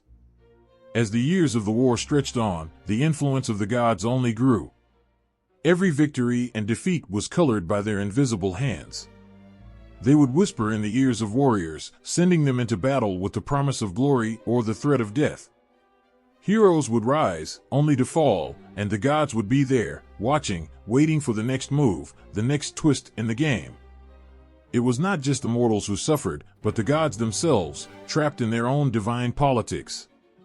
They sought to one-up each other, to gain more power, to see their chosen champions triumph while their enemies' champions fell. They watched with cold eyes, never truly caring for the men who fought, only for the power they could gain from the outcome of this endless war. And all the while, the warriors fought on, driven by forces they could never understand, caught in a conflict that had grown larger than any one person. The gods had shaped the battle, but the mortals had no choice but to obey, to fight, to bleed. There was no end to this war. There would be no peace until the gods decided it. And they would not decide it lightly. The sound of the battle outside the walls of Troy was deafening. The clash of swords and shields, the war cries of men, and the roar of chariots racing across the plain, everything was a brutal, unrelenting cacophony. But amidst the chaos, one name stood above all others in the hearts of his people. Hector. Troy's greatest defender, the one man who had become a symbol of hope for a city teetering on the edge of destruction. His name echoed through the streets and ramparts, and every Trojan soldier knew that as long as Hector fought, their city had a chance. Hector was not just a warrior. He was the beating heart of Troy itself. He wasn't just the greatest fighter of his people, he was their leader, their protector. When the people of Troy looked to the horizon, where smoke and flames twisted into the sky, it was Hector they saw standing tall in the midst of it all, a towering figure of defiance. His armor gleamed under the sun, his spear sharp and unwavering, and his eyes burned with a fierce, determined light. But it wasn't just strength that made him their hero. It was the soul beneath the armor. The love he had for his family, for his people, for the city he vowed to protect at all costs. Hector's leadership was forged not on the battlefield alone, but in the quiet moments before the storm. He would speak to his soldiers with a voice that carried the weight of 100 battles, calming their fears, giving them courage. His words were not just commands, they were calls to honor, to duty, to the very heart of what it meant to be Trojan. Every word he spoke was a promise, as long as he stood, they would not fall. It was not just his strength they relied on, but his belief in them, in their city, and in their cause. In the midst of a war that seemed endless, Hector never wavered. Where others faltered, where fear crept into the hearts of even the bravest warriors, Hector stood firm. He was a beacon of resolve. But behind that stoic exterior, there were moments of doubt, moments where the weight of his duty threatened to crush him. There were nights when he would look out over the walls of Troy, his heart heavy with the knowledge that the fate of everyone he loved rested on his shoulders. He would think of his wife, Andromache, holding their child, their faces a fleeting image in his mind. Could he protect them? Could he protect his city? But every time the doubt crept in, Hector would remember the sound of his city's cries, the look in his people's eyes as they turned to him for hope. And he would push forward, wiping away his fears like the sweat from his brow, stepping into the fray with the courage that only a true leader could possess. He was their shield, their sword, their hope. His role as Troy's greatest defender wasn't just about battle prowess, it was about sacrifice. Hector understood that he might not survive this war. He knew that each fight he entered could be his last. But he fought anyway. He fought because it was his duty. He fought because if he did not, there would be no one left to protect the people he loved. And yet, despite his bravery, there was no arrogance in Hector. He was not a man who sought glory or fame. He didn't fight for the promise of a song or a statue, he fought for his family, for his people, for his city. It was a selfless courage, a love that transcended his own life. He wasn't driven by a thirst for victory, he was driven by the weight of his responsibility. As the days turned into months, Hector's presence on the battlefield became more and more vital. The Greeks had grown stronger with each passing year, their warriors relentless, their gods ever interfering. But Hector never faltered. Even when his brothers in arms fell around him, even when the ground was littered with the bodies of those who had given their all, Hector continued to fight. His spear was a blur, cutting down the enemy with unmatched skill. He was unstoppable, a force of nature, and yet, even in his greatest moments, there was an undeniable sadness in his eyes. He knew the end was coming. He knew that even the greatest warrior could be brought down by fate.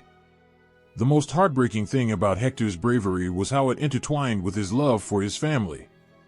There was a tender moment before he left for battle when he held his son, Astyanax, in his arms.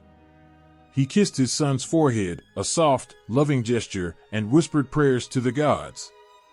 He did not know if he would return, but he wanted his son to remember him, not as a warrior, but as a father who loved him. And in that moment, Hector was not a hero. He was a man, with fears and doubts, just like any other. When he left that day, he did so not with a sense of pride, but with a heavy heart, burdened by the knowledge that he might never hold his son again. As he donned his armor, The weight of it was not just the weight of a warrior's armor, it was the weight of a man who knew he might be walking into his final moments. Yet, even as his heart ached with the thought of leaving his family behind, Hector did not turn away. He walked into the battle with his head held high, the weight of Troy's future on his shoulders. It wasn't just his fighting skill that made Hector a hero, it was his humanity. He was a leader not because of his strength, but because of his love and devotion.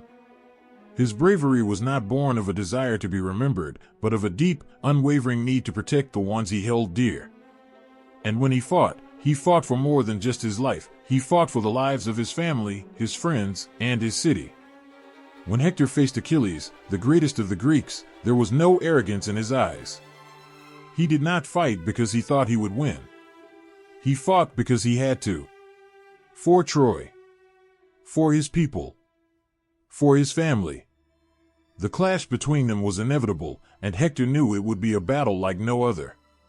He fought with everything he had, his spear striking with the power of 1,000 storms, his heart filled with the love of a father, a husband, and a son. But no matter how hard he fought, no matter how deeply he believed in his cause, the gods had already decided the outcome.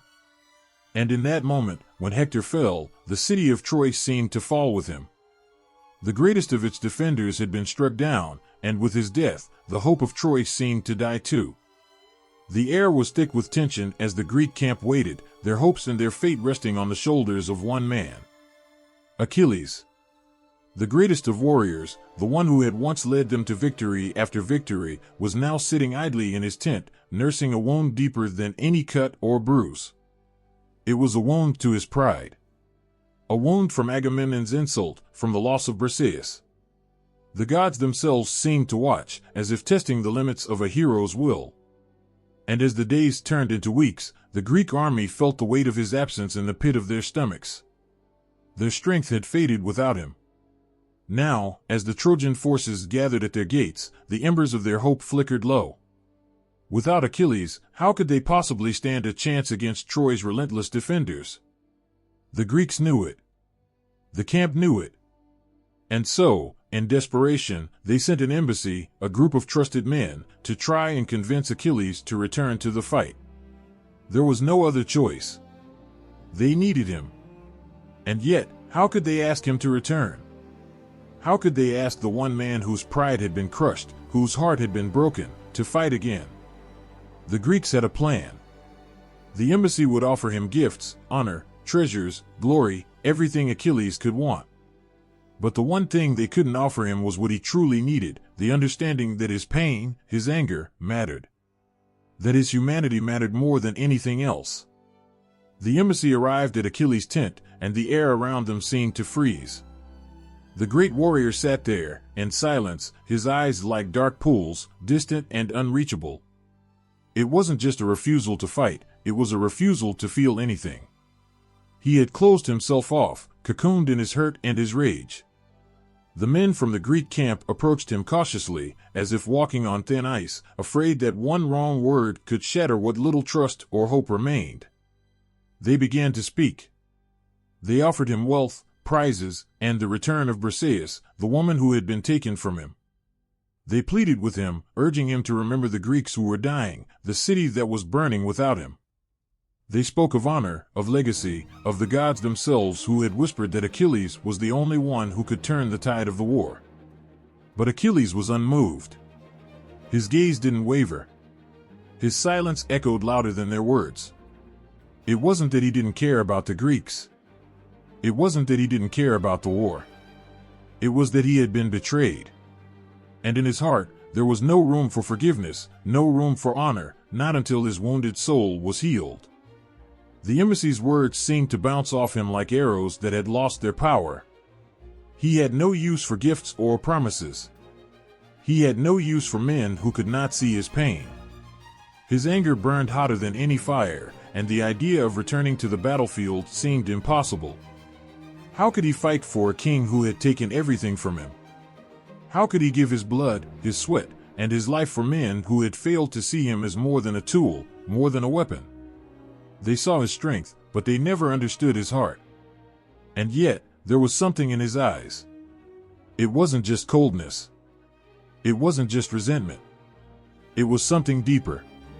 A vulnerability that few could see, a crack in the armor that even Achilles couldn't hide. It was the pain of a man who had fought for so long, for so many, that he had forgotten how to fight for himself.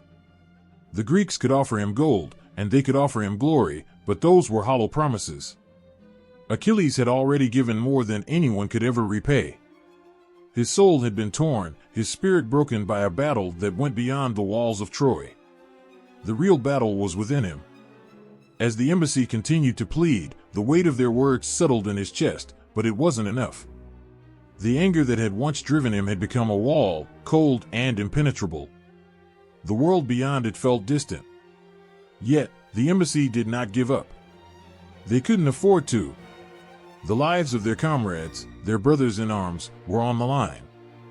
Without Achilles, they would fall. And they knew it. One of the men stepped forward, his voice trembling, yet firm. He was the one who spoke not just of gifts or rewards, but of Achilles' own legacy. "Your name, Achilles," he said softly, his words almost like a prayer, "will be spoken of for centuries. Your actions will echo through time. You were born to be the greatest of all. But if you remain here, if you abandon us now, what will they say? That you were a hero only in name? That you let your pride rule you, and in the end, you let us all die?" It was not the promise of gold that touched Achilles' heart. It was the weight of those words. The memory of a time before the bitterness had consumed him. A time when he had been willing to fight for honor, for something greater than himself. The silence in the tent grew heavy, as if the world itself held its breath. For a fleeting moment, Achilles was no longer the mighty warrior. He was a man, vulnerable and torn, caught between the desire for peace and the yearning for vengeance. The weight of his decisions crushed him. Would he return to the fight? Would he sacrifice himself again for a cause that seemed so distant? Or would he walk away, leaving Troy to burn and the Greeks to fall? The embassy waited. They had no more words to offer him. All that was left was the quiet hope that the bond between men, between warriors, could reach the soul of a hero who had lost his way. And yet, Achilles' heart remained a storm. The winds of pride and pain howled through his chest, leaving no room for resolution. His soul was a battlefield of its own, and in the end, it would be the fates themselves who decided whether his return to the fight would heal his wounds or break him forever. For now, the silence was his answer. The sun hung low in the sky, casting a haunting red glow over the battlefield. The air was thick with the stench of blood, sweat, and death. The Greeks and Trojans had fought for so long, their bodies worn and their spirits tested. But amidst the chaos, there was a moment of clarity. A moment that would change everything. Patroclus, Achilles' closest companion, stood in the shadow of the great warrior's absence. Achilles, the one they all depended on, the one who could have turned the tide of the war, was not with them. He had withdrawn into his anger, his pride, and left the Greeks to fight without him. Patroclus had always been by Achilles' side, his loyal friend, his steadfast ally. But now, with the Greeks pushed to the brink of defeat, he couldn't bear it any longer.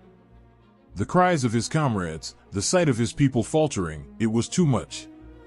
He knew the pain of war, but he also knew the pain of losing hope. And so, in a desperate act, Patroclus made a choice that would seal his fate. He asked Achilles for the one thing that could turn the tide. He asked for Achilles' armor. With it, he believed he could rally the Greeks, give them hope, and inspire them to push forward. The sight of the great hero's armor on his body would, he hoped, strike fear into the Trojans. It wasn't the armor that gave him strength, it was the memory of the man who wore it. Achilles had always been his hero, his guiding light. And now, Patroclus would wear his mantle, though he knew it might cost him everything. As he donned the heavy bronze, the familiar weight of it settled on his shoulders. It felt wrong, yet right. He was not Achilles, and he never could be. But he could try, for his people, for the cause. He looked at himself in the polished shield, seeing only a shadow of the man he admired. His heart pounded in his chest, but there was no turning back now. With the armor of his beloved friend, Patroclus charged into battle. The Trojans saw him, and their fear was palpable. They had heard of Achilles, of his fury and his skill. But this was not Achilles, this was Patroclus, a man who would fight with everything he had, for his friend, for his comrades, for a dream of victory. Patroclus fought like a force of nature, his spear thrusting through the enemy ranks, his shield blocking blows that would have felled lesser men. The Trojans, thinking they faced Achilles himself, faltered in the face of his assault. For a moment, the tide seemed to turn. The Greeks, seeing the warrior they thought had abandoned them, found new strength in their hearts. They surged forward with renewed vigor, their morale lifted by the sight of Patroclus leading them as if he were Achilles himself. But fate is cruel. Even the gods cannot rewrite what is written in the stars. Amidst the chaos, Hector, the mightiest of the Trojan warriors, saw Patroclus. The gleaming armor, the stature, the presence, everything about him screamed Achilles. Hector knew this was his moment. He had heard the stories, he had seen the devastation Achilles had wrought on the battlefield. But now, before him, stood someone wearing that same armor, someone who was leading the Greeks with the same fury. Hector's heart quickened, his grip tightening on his spear. This was it, the moment of destiny. He had to face the man who could bring Troy to its knees. The two warriors clashed with a roar that shook the earth. The sound of metal against metal rang out like a death knell. Hector's spear found its mark, grazing Patroclus' armor. Patroclus fought back with all the strength he could muster, his movements a blur, his resolve unyielding. Yet even as he fought, something inside him twisted. This was not his battle to fight. This was not his armor to wear. The realization came too late. Hector's spear struck true, piercing through the armor and into Patroclus' chest. The world seemed to slow. For a moment, there was nothing but the sound of his heartbeat echoing in his ears. Then, the pain. A searing, unbearable pain. Patroclus staggered, his knees buckling beneath him as he fell to the ground. The life drained from him slowly, like the fading light of a dying star. His breath came in ragged gasps, each one a struggle. The world around him blurred, but his mind remained clear, filled with thoughts of Achilles. His friend, the man he had always admired, the man he had always followed. Patroclus had done what he thought was right. He had fought for something greater than himself, but in doing so, he had lost everything. Hector stood over him, his own heart heavy with the weight of what he had done. He had killed a man who was not his true enemy. And yet, he had been forced to strike, to protect his city, to protect Troy. The gods themselves seemed to watch in silence as the two men, one falling, one standing, faced each other in the final moments. As Patroclus' life slipped away, his thoughts were not of glory or fame. They were of his friend, of Achilles, and of the hope that somehow, he had made a difference. He had done it for him. For Achilles. The battlefield around them seemed to fade, the war forgotten for a moment. All that remained was the silence of loss. A loss that would echo through the hearts of those who had known and loved Patroclus. Achilles would feel it, too, though he was not there to witness it. The cost of his pride, the cost of his absence, would soon come crashing down upon him.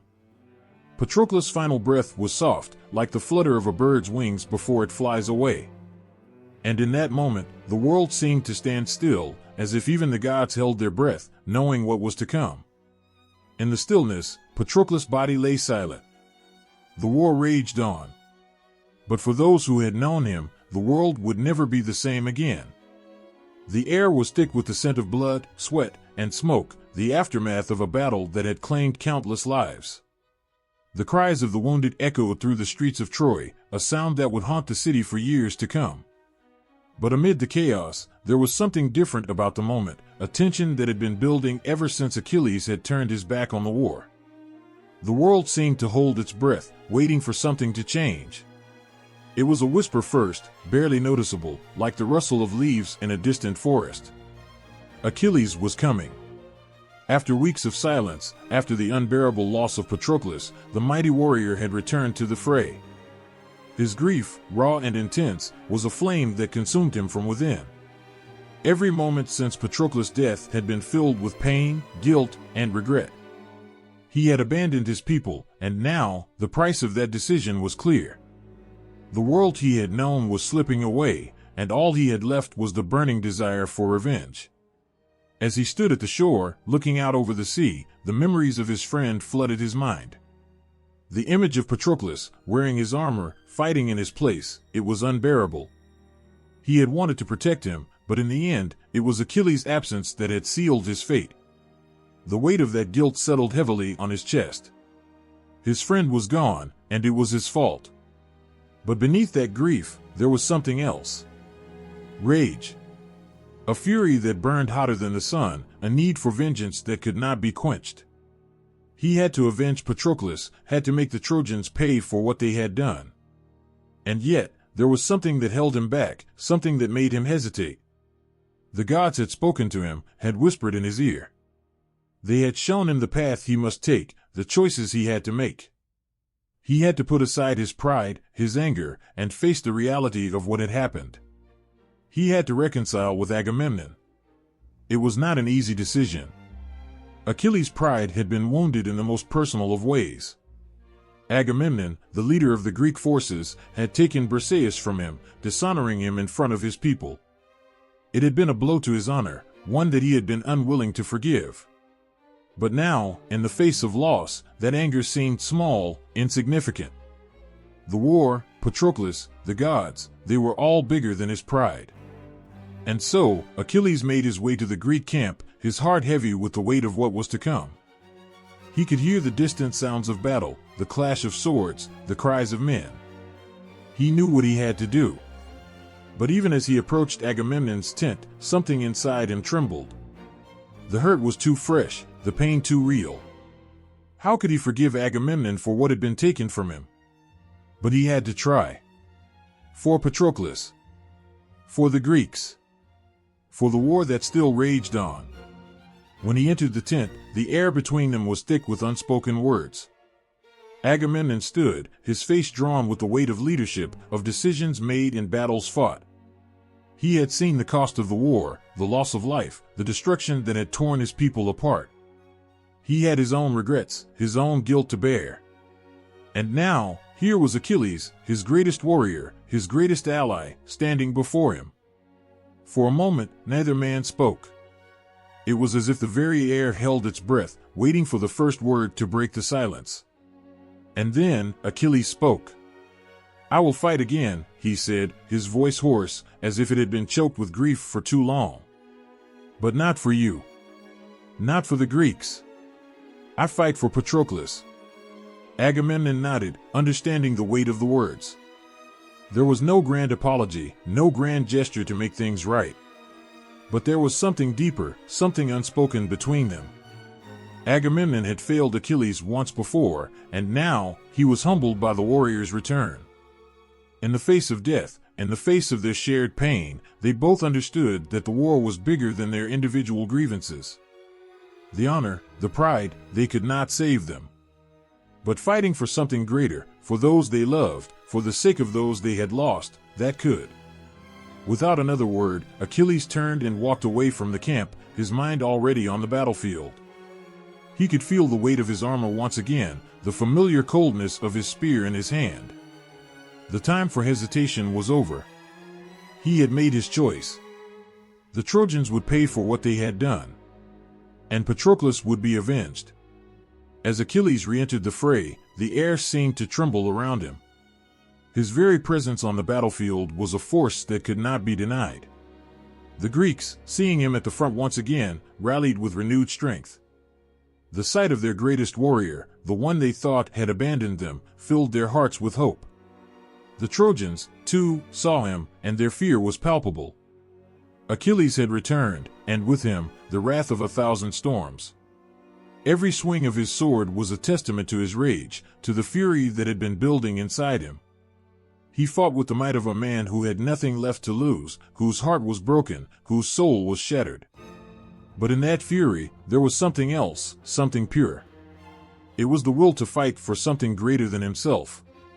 It was the desire to protect those who remained, to make sure that the memory of those they had lost would not fade into nothingness.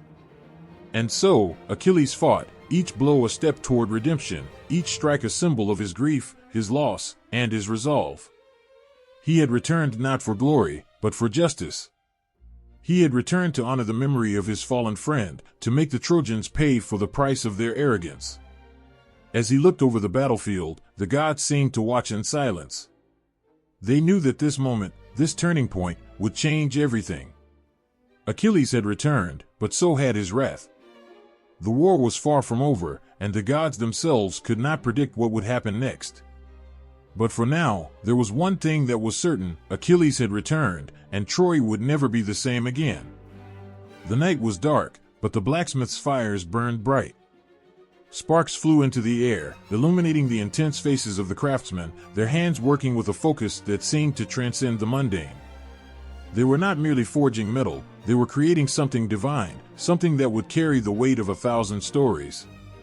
The shield of Achilles. It was a task unlike any other. The gods themselves had instructed the artisans, guiding their hands as they shaped the materials with divine skill. The shield was not just a piece of armor, it was a mirror of the world. Every hammer strike, every twist of metal, every delicate carving was infused with meaning. It was a canvas where the very fabric of existence was etched into the gleaming surface. The shield would be a weapon, yes, but it would also be a story, a reflection of both life and death, of peace and war, of the forces that ruled the world. As the final piece of metal was laid in place, the shield began to take shape. It was more than just a tool for protection. The first thing that struck anyone who laid eyes upon it was the vastness of its beauty and complexity. The gods had woven a masterpiece, a work of divine art. On its surface, the craftsmen had depicted the cosmos. The earth was alive in brilliant detail, showing the fertile fields, the bustling cities, and the ever-changing seasons. The shield seemed to come alive under the torchlight, as if the very land itself was breathing. Each scene was so vivid that it felt like you could step into them, as though they weren't just pictures on a shield, but living moments frozen in time. The hills rolled gently beneath a golden sky. The oceans shimmered, their waves crashing against the rocky shores, hinting at the untamed power beneath their surface. Even the stars above had their place, twinkling with the kind of light only gods could command. But this was no simple portrait of peace. For in the shield's heart, the dark edges revealed the cruelty of the world. The violence of war. The clash of swords, the screams of battle, the fiery ruins of cities under siege. It was a testament to both the horror and the glory of mankind's struggles. The shield didn't just show the beauty of life, it showed its inevitable fragility. There, amidst the harvests and homes, was the stark truth: life was not meant to be lived in calm, but in the constant tension of striving, fighting, surviving. And then, as if the gods had stepped back to admire their work, the artisans placed at the center of the shield something that captured the soul of Achilles. It was a single, powerful image, a lone figure standing before the gates of Troy, his spear raised high, challenging fate itself. His power, his rage, and his relentless pursuit of justice were all embodied in that image. There, on the shield, Achilles was not just a man, he was a force of nature, as unyielding as the ocean, as fierce as the storm. The craftsmanship of the shield was no mere symbol of protection, it was a divine testament. The gods had woven their own powers into it, giving it the ability to reflect every truth of the world. For Achilles, it was a companion, an extension of his being. It was not just a shield, it was his connection to the heavens, his link to the fate that awaited him. But there was something tragic in its beauty, something deeply sorrowful. The shield was not only a reflection of the world, it was a mirror to the very heart of Achilles. As much as he tried to ignore it, as much as he buried his grief under his anger, the truth was clear: the shield was as much a burden as it was a weapon. It carried with it the weight of everything Achilles had lost, everything he was fighting for, and everything that he could never get back. Every time he lifted it in battle, it was not just a tool to block strikes or to deal blows. It was a reminder of the gods who played with his fate, of the death that awaited him on the battlefield, of the life he might have had if things had gone differently. With each swing of the shield, Achilles was carving his story into the tapestry of the world. But as much as the shield carried the heavy weight of loss, it also held the promise of victory. The gods had given it to him not just to protect him, but to ensure that he would leave his mark on the world. The clash of metal, the sound of armor grinding against armor, it would all be remembered. Achilles, the greatest of all warriors, would become more than just a man. His name would be immortal, etched into the very fabric of history, and it was his shield that would carry that legend forward. And so, every time Achilles stepped onto the battlefield, the shield gleamed with the weight of the gods' craftsmanship. It was more than a symbol of war, it was a symbol of defiance. With each battle, he was not just fighting for survival. He was fighting to define his place in the world, to make sure that his name would live on forever, to make sure that Patroclus' death, his grief, his rage, they would all have meaning. As the armies clashed, the shield moved with Achilles like a living thing, a part of him, a reflection of his soul. It deflected blows with the swiftness of a god and struck down his enemies with the precision of vengeance. But behind each strike was the weight of something more than just a desire for glory. It was the voice of the gods, the call of destiny, and the unrelenting urge to stand tall even in the face of inevitable loss. Each swing of the shield was a reminder that no matter how fierce the storm, the warrior's heart must stand firm. The shield of Achilles was not just crafted by the hands of men. It was forged in the crucible of the gods' will, an eternal symbol of the struggle between life and death, love and hate, victory and loss. When Achilles raised it to protect himself, he was not just guarding his life, he was holding the weight of the entire world, the weight of all that had come before him and all that would follow after. The shield, in all its divine craftsmanship, was a living testament to his story, a story that could never be forgotten. The air was thick with tension, a stillness hanging over the battlefield like a storm waiting to break. The ground beneath the warrior's feet was stained with the blood of countless men, the echoes of battle fading into a haunting silence. It was in this moment, when the world seemed to hold its breath, that two figures stepped forward, Achilles and Hector. The great Greek warrior, his armor glinting like a burning star, faced the mightiest of the Trojans, a man whose bravery had stood as the last line of defense for his city. Their eyes met, and the weight of their destinies pressed upon them. Hector was not just a warrior, he was the heart of Troy. His people loved him, and he carried the hopes of his city on his shoulders. His strength wasn't just in his sword arm, it was in his unyielding courage, his fierce love for his family, his desire to protect everything he held dear. As he stood there, his gaze unwavering, he knew what was at stake.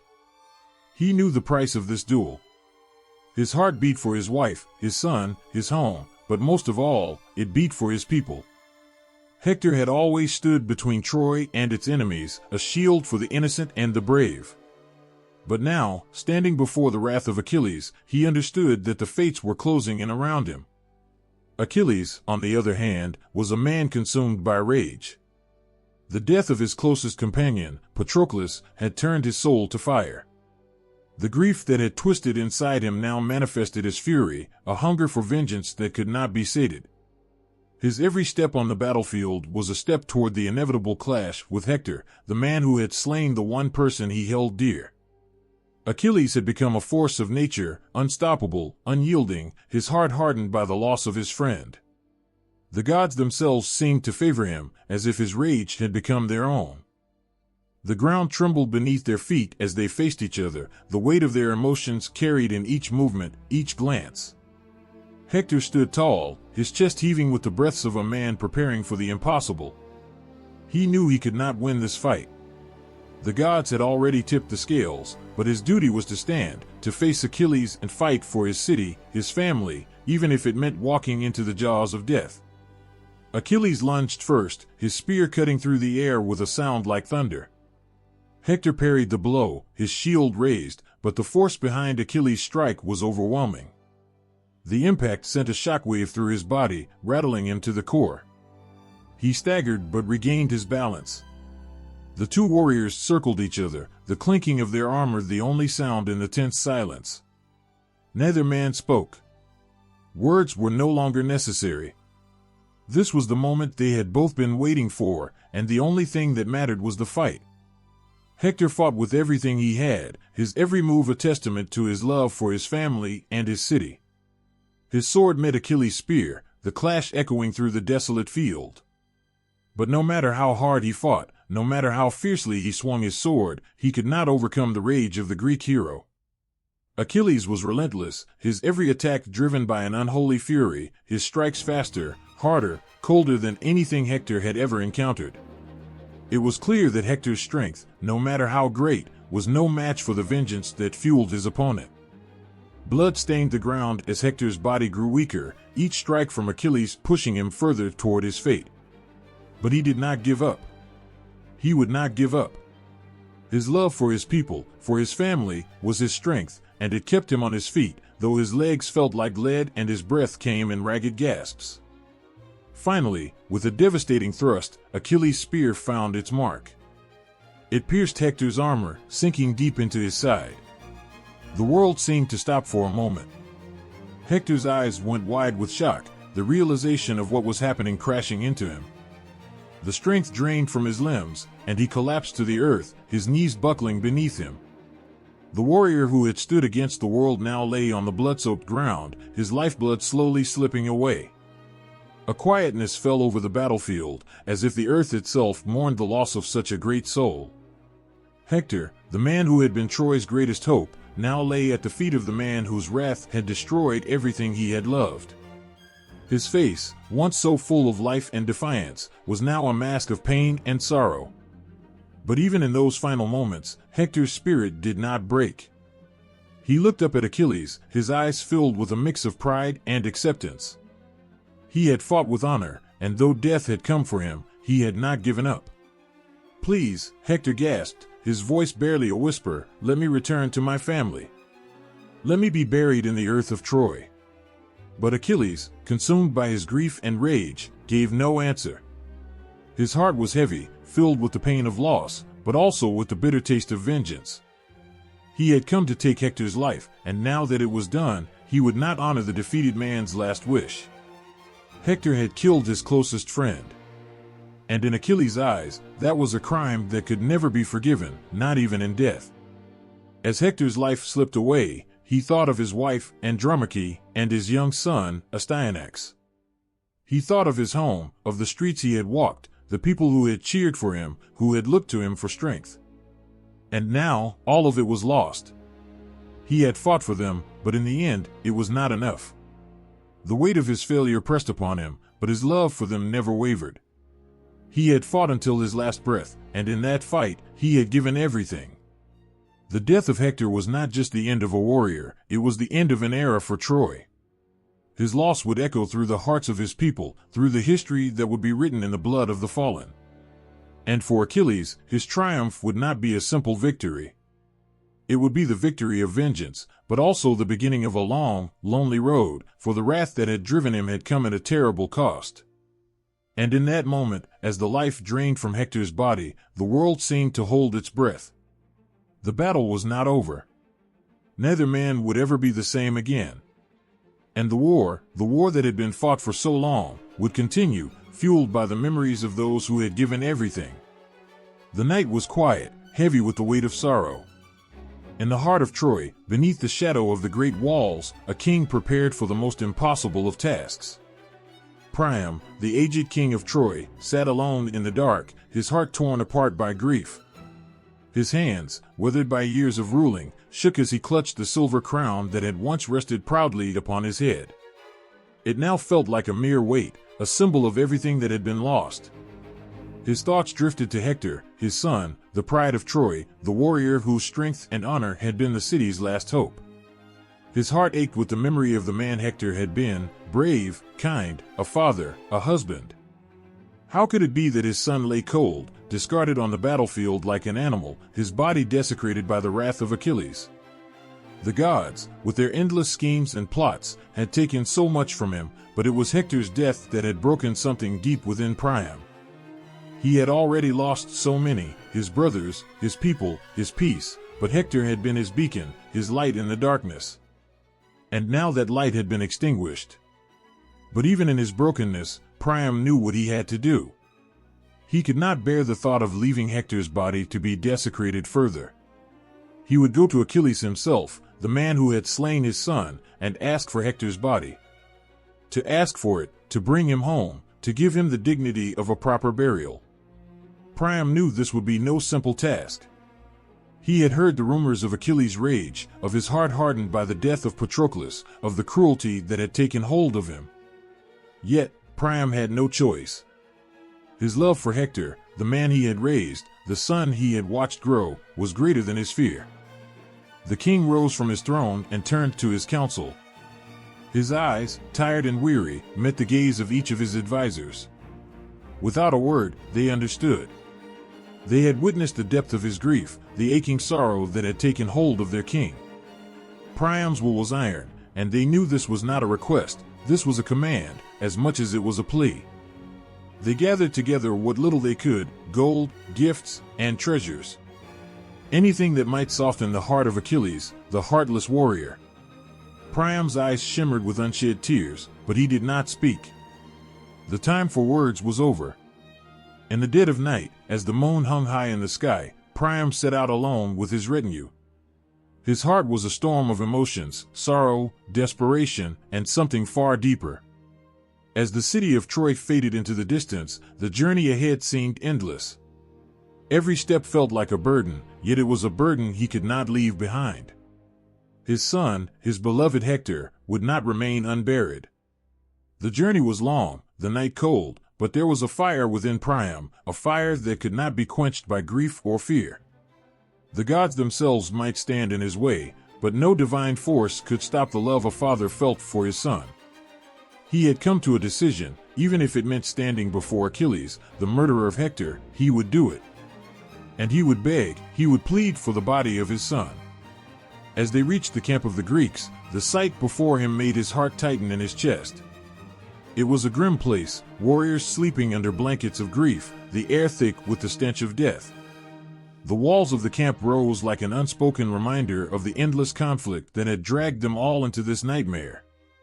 Priam, stepping lightly on the cold earth, was guided to the tent of Achilles. His heart pounded, each beat a reminder of the risk he was taking, but he kept his composure. He had no choice. The guards, seeing the king of Troy approach, hesitated. Their eyes glanced toward the great warrior whose name had become a shadow over their entire army. But when Priam spoke, his voice was calm, steady. He asked for an audience with Achilles. The soldiers, seeing the grief-stricken figure before them, exchanged uncertain glances. It was a request they did not dare refuse. Priam was led inside, and as he stepped into the tent, Achilles turned to face him. The sight of the two men standing face to face, one a king, the other a warrior, was almost too much to bear. Achilles, his armor reflecting the dim light of the fire, looked every bit the monster the Greeks had whispered of, a man with rage so fierce it had consumed everything good within him. But as his eyes met Priam's, something in him faltered. There, before him, stood the father of the man he had slain, a father who had come not to curse him, but to beg for his son's body. Priam spoke then, his voice raw with the weight of his emotions. Achilles, I come not as an enemy, but as a father. I come to beg for the body of my son, Hector. Please, return him to me. I do not ask for vengeance. I only ask that you show mercy, that you allow my people to bury him and mourn him with dignity. I know that my son killed your friend, but I am not my son. I am a father, and I beg you, let me take my son home. The silence that followed was thick with emotion. Achilles stood still, his gaze unwavering. The room seemed to hold its breath. For a moment, there was no sound but the crackling of the fire. Priam's words had struck a chord deep within the heart of the Greek warrior. Achilles, too, had known loss. He had seen the death of his closest companion, Patroclus, and the weight of that pain had been enough to harden even the kindest heart. But here, before him, was a father. A father who had lost everything, who now asked for a simple mercy. Achilles did not speak at first, his mind torn. The rage that had fueled him for so long still simmered beneath the surface. But in the presence of this broken king, something shifted within him. The man before him had shown him a depth of humanity that Achilles had lost long ago. Achilles knew the agony of losing a loved one, and for the first time, he understood the grief that had driven Priam to this moment. Finally, after what seemed like an eternity, Achilles spoke. His voice was softer now, as if the walls he had built around himself had crumbled just a little. You have come for your son, and I will not deny you, Priam. You have shown more courage than I ever thought possible. And so, Hector's body was returned to Priam. The king, his heart heavy but filled with gratitude, took his son home. The act of mercy, of compassion, had come from the most unlikely of places. But it was a mercy that transcended the rage of war and reached into the depths of the human soul. And as Priam left the camp of the Greeks with his son in tow, the light of a father's love shone brighter than any sword or shield ever could. The silence of the night was heavy, suffocating, as the Greeks sat on the edges of their camp, eyes fixed on the towering walls of Troy. 9 years of relentless war, of battles fought under the heat of the sun, and the cold grip of desperation had brought them to this moment. Their spirits were broken, their hopes fading with every passing day. The once proud Greek warriors now moved with the weight of a decade-long struggle. Victory seemed out of reach. But in the mind of one man, the fire of resolve still burned, Odysseus. His eyes scanned the fortress of Troy, a city that had defied them for so long. In the midst of the quiet despair, a thought stirred deep within him. What if there was another way? A way that could turn the tide in their favor without another wave of bloodshed? The idea was wild, almost unthinkable, yet in the quiet corners of his mind, it took root. Odysseus had always been a man of cleverness, of finding the unexpected solution. And now, faced with defeat and exhaustion, he began to devise a plan so audacious that it could only be called genius or madness. He gathered the leaders of the Greek forces, their faces weary, their eyes hollow from the weight of their years in this endless war. Agamemnon, the king, still seethed with the anger of battle, but his weariness was visible. Achilles, though his rage had simmered down after the death of Patroclus, remained a figure of immense power but little hope. They listened as Odysseus spoke, his voice calm but filled with an unshakable certainty. "We must make them believe we've given up," he said. His eyes glinted with the intensity of his idea. "We'll leave behind a gift, something that will make them lower their guard. A gift they will welcome with open arms." He described it, a giant wooden horse, hollowed out to hold a small group of warriors, men who would slip out under cover of night and open the gates from within. A gift that seemed harmless, even sacred, a symbol of their withdrawal from the war. The Trojans, prideful and victorious, would see it as a sign of surrender. They would bring it into their city, and in the dead of night, the Greeks would emerge, and Troy would fall. At first, the leaders were skeptical. It sounded too simple, too risky, but Odysseus's words were persuasive. He convinced them that this was their only chance, an act of cunning that would forever be etched into history. They would leave behind the horse, a token of peace, and the Trojans would do the rest. As the plan took shape, the Greeks worked tirelessly. They built the horse, a massive creature of wood, its belly hollowed out to hold the soldiers. The men worked in secret, their minds on the task at hand, while the rest of the army packed up to appear as if they had abandoned the war. The work was slow, deliberate, and as the horse took form, so did the hope in Odysseus's heart. He had never been one to rely on brute strength. This was the power of the mind. The day arrived when the Greeks appeared to vanish. Their ships were gone, their tents abandoned, leaving nothing behind but the looming figure of the great wooden horse. It stood at the edge of the Trojan walls, an oddity, a mystery. And to the people of Troy, it was a symbol of victory, a symbol that the war was finally over. The Trojans gathered around the horse, curious but cautious. They marveled at the size and craftsmanship of the structure, unsure whether to fear it or celebrate it. Some saw it as a gift from the gods, others as a trophy, a prize to mark their hard-fought triumph. They debated what to do, but the overwhelming sense of relief that washed over them made them blind to any sense of danger. At the gates of Troy, the people celebrated. The gates, once the bastion of defense, now swung wide to welcome their supposed victory. The horse was brought in with great ceremony, and the Trojans, with their pride and arrogance, believed that they had outlasted the Greeks.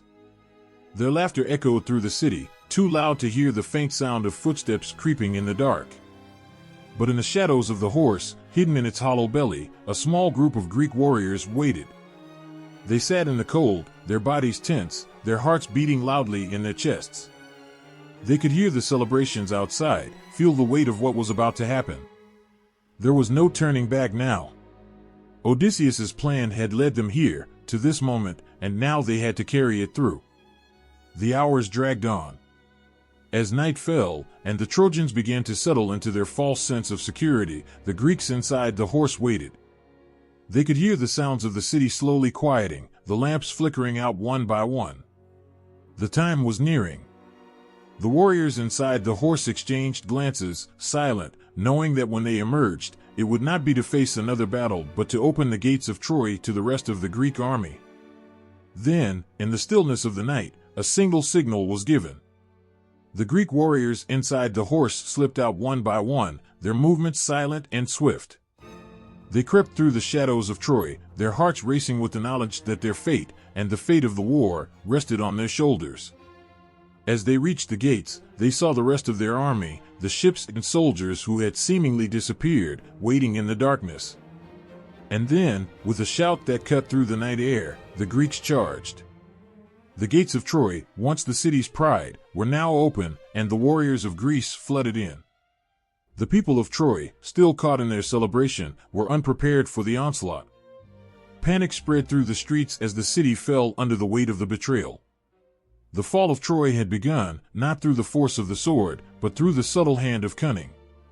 The Trojan horse, that gift the Greeks had left behind, had been the instrument of their downfall. The Trojans, in their pride, had taken the gift of war and peace alike, and now it was too late to turn back. Inside the city, chaos erupted. The Greeks fought with the fury of men who had waited far too long for this moment, while the Trojans, confused and disoriented, struggled to defend their city. The once proud walls of Troy, which had stood for so many years, now crumbled beneath the weight of this unexpected assault. The Greeks had won, not by brute force, but by the brilliance of Odysseus, who had woven a tale so simple, so impossible, that it had led to the destruction of a city. The night trembled with the echoes of a city that had once stood proud, its mighty walls now breached, its people oblivious to the coming storm. The Greeks, their faces hardened with years of battle, moved silently through the open gates. The Trojan horse had done its work, the trap set, and now the moment had arrived. It was no longer a battle of strength, but a struggle for survival, for a future that would forever be altered. The streets of Troy, usually vibrant with life, now lay still in the shadow of impending doom. Lamps flickered faintly in the distance, and the soft murmur of those who still believed the war was over was quickly replaced by the harsh sound of footfalls, too many, too fast, to be ignored. The Greeks, armed with weapons that had tasted the blood of countless enemies, moved with the precision of a force that knew its victory was near. They flooded into the heart of Troy, a city that had been the pride of its people. The once beautiful structures, adorned with the craftsmanship of 1,000 skilled hands, now stood as mere obstacles in the path of an unstoppable force. The shock of the attack rippled through the city, but there was no time to mount a defense. The gates were wide open, the Trojan soldiers unprepared, and the citizens who had celebrated their triumph now faced the devastating reality of betrayal. Chaos erupted as the Greeks poured through the streets, their swords flashing in the moonlight, cutting down anything that moved. The cries of the innocent, those who had believed their city was safe, filled the air, mixing with the sounds of destruction. Buildings that had stood for generations crumbled under the weight of the invaders, their walls torn apart as if they were made of paper. The city was alive with panic. Mothers screamed for their children, fathers shouted for their families to flee, but there was nowhere to run. The streets, once bustling with life, now teemed with terror. The Greeks, relentless in their pursuit, showed no mercy. They had waited too long for this moment, and nothing would stop them now. At the heart of the chaos stood the towering figure of Achilles, his rage barely contained. His grief over Patroclus' death had burned in him for so long, and now, with the city of Troy finally within his reach, that rage found its outlet. He cut down anyone who dared to stand in his path, his every swing a reminder of the vengeance he had promised. His soldiers followed in his wake, driven by the same fury, the same need to make the Trojans pay for the lives they had taken. But it wasn't just warriors who fell that night. The innocent, the children who had no place in this war, the elders who had never held a sword, none of them were spared. They were caught in the web of violence that spun out of control, their screams rising above the sound of the crashing walls and burning buildings. For the Greeks, this was the end of a long, bitter war, but for the people of Troy, it was the end of everything. Among the chaos, a shadowy figure moved quietly through the streets, King Priam, the father of Hector. His heart was heavy with grief, for his son lay dead, his body desecrated by the man who had once called him a hero. Priam's steps were slow, weighed down by the pain of losing not just his son, but his city, his people, and his own hope. He had fought for this city, for his family, and now it was all slipping away. The Greek soldiers had reached the heart of Troy, where the royal palace stood in its splendor. The walls that had once protected the city's rulers were now little more than rubble, as the Greeks tore through them with terrifying ease. The palace, a symbol of power and wealth, was reduced to dust. And within it, the royal family tried desperately to escape, knowing it was too late, knowing the Greeks would find them before they could flee. The fire had spread quickly, licking at the buildings, turning everything it touched to ash. The flames reflected off the faces of the Trojans who remained, their eyes wide with terror as they tried to save whatever they could. But there was no salvation in the city that night. Everything was consumed by the greed and vengeance of the Greeks. The women of Troy were not spared from the carnage. In the midst of the fire and bloodshed, they were dragged from their homes, their screams silenced by the hands of men who had lost everything to this war. They were taken as prizes of the Greeks' victory, their fate sealed in the wake of Troy's fall. There was no tenderness left, only the harshness of war that tore through the city like a wild storm. And in the center of it all, Odysseus stood, watching with the cold detachment of a man who had seen too much. His plan had worked, the city had fallen, but the cost was too high, too brutal. He had been the one to craft the idea of the Trojan horse, the one who had set this tragic sequence in motion. And now, as he watched the destruction unfold, he couldn't help but feel a pang of regret. This was the end of Troy, but it was also the end of something much deeper, the end of innocence, of peace, and of a world where war didn't leave a scar on the soul. Troy was burning, its towers falling one by one, its people crushed under the weight of defeat. The great city, which had stood proud for centuries, was now nothing more than a heap of ashes and broken dreams.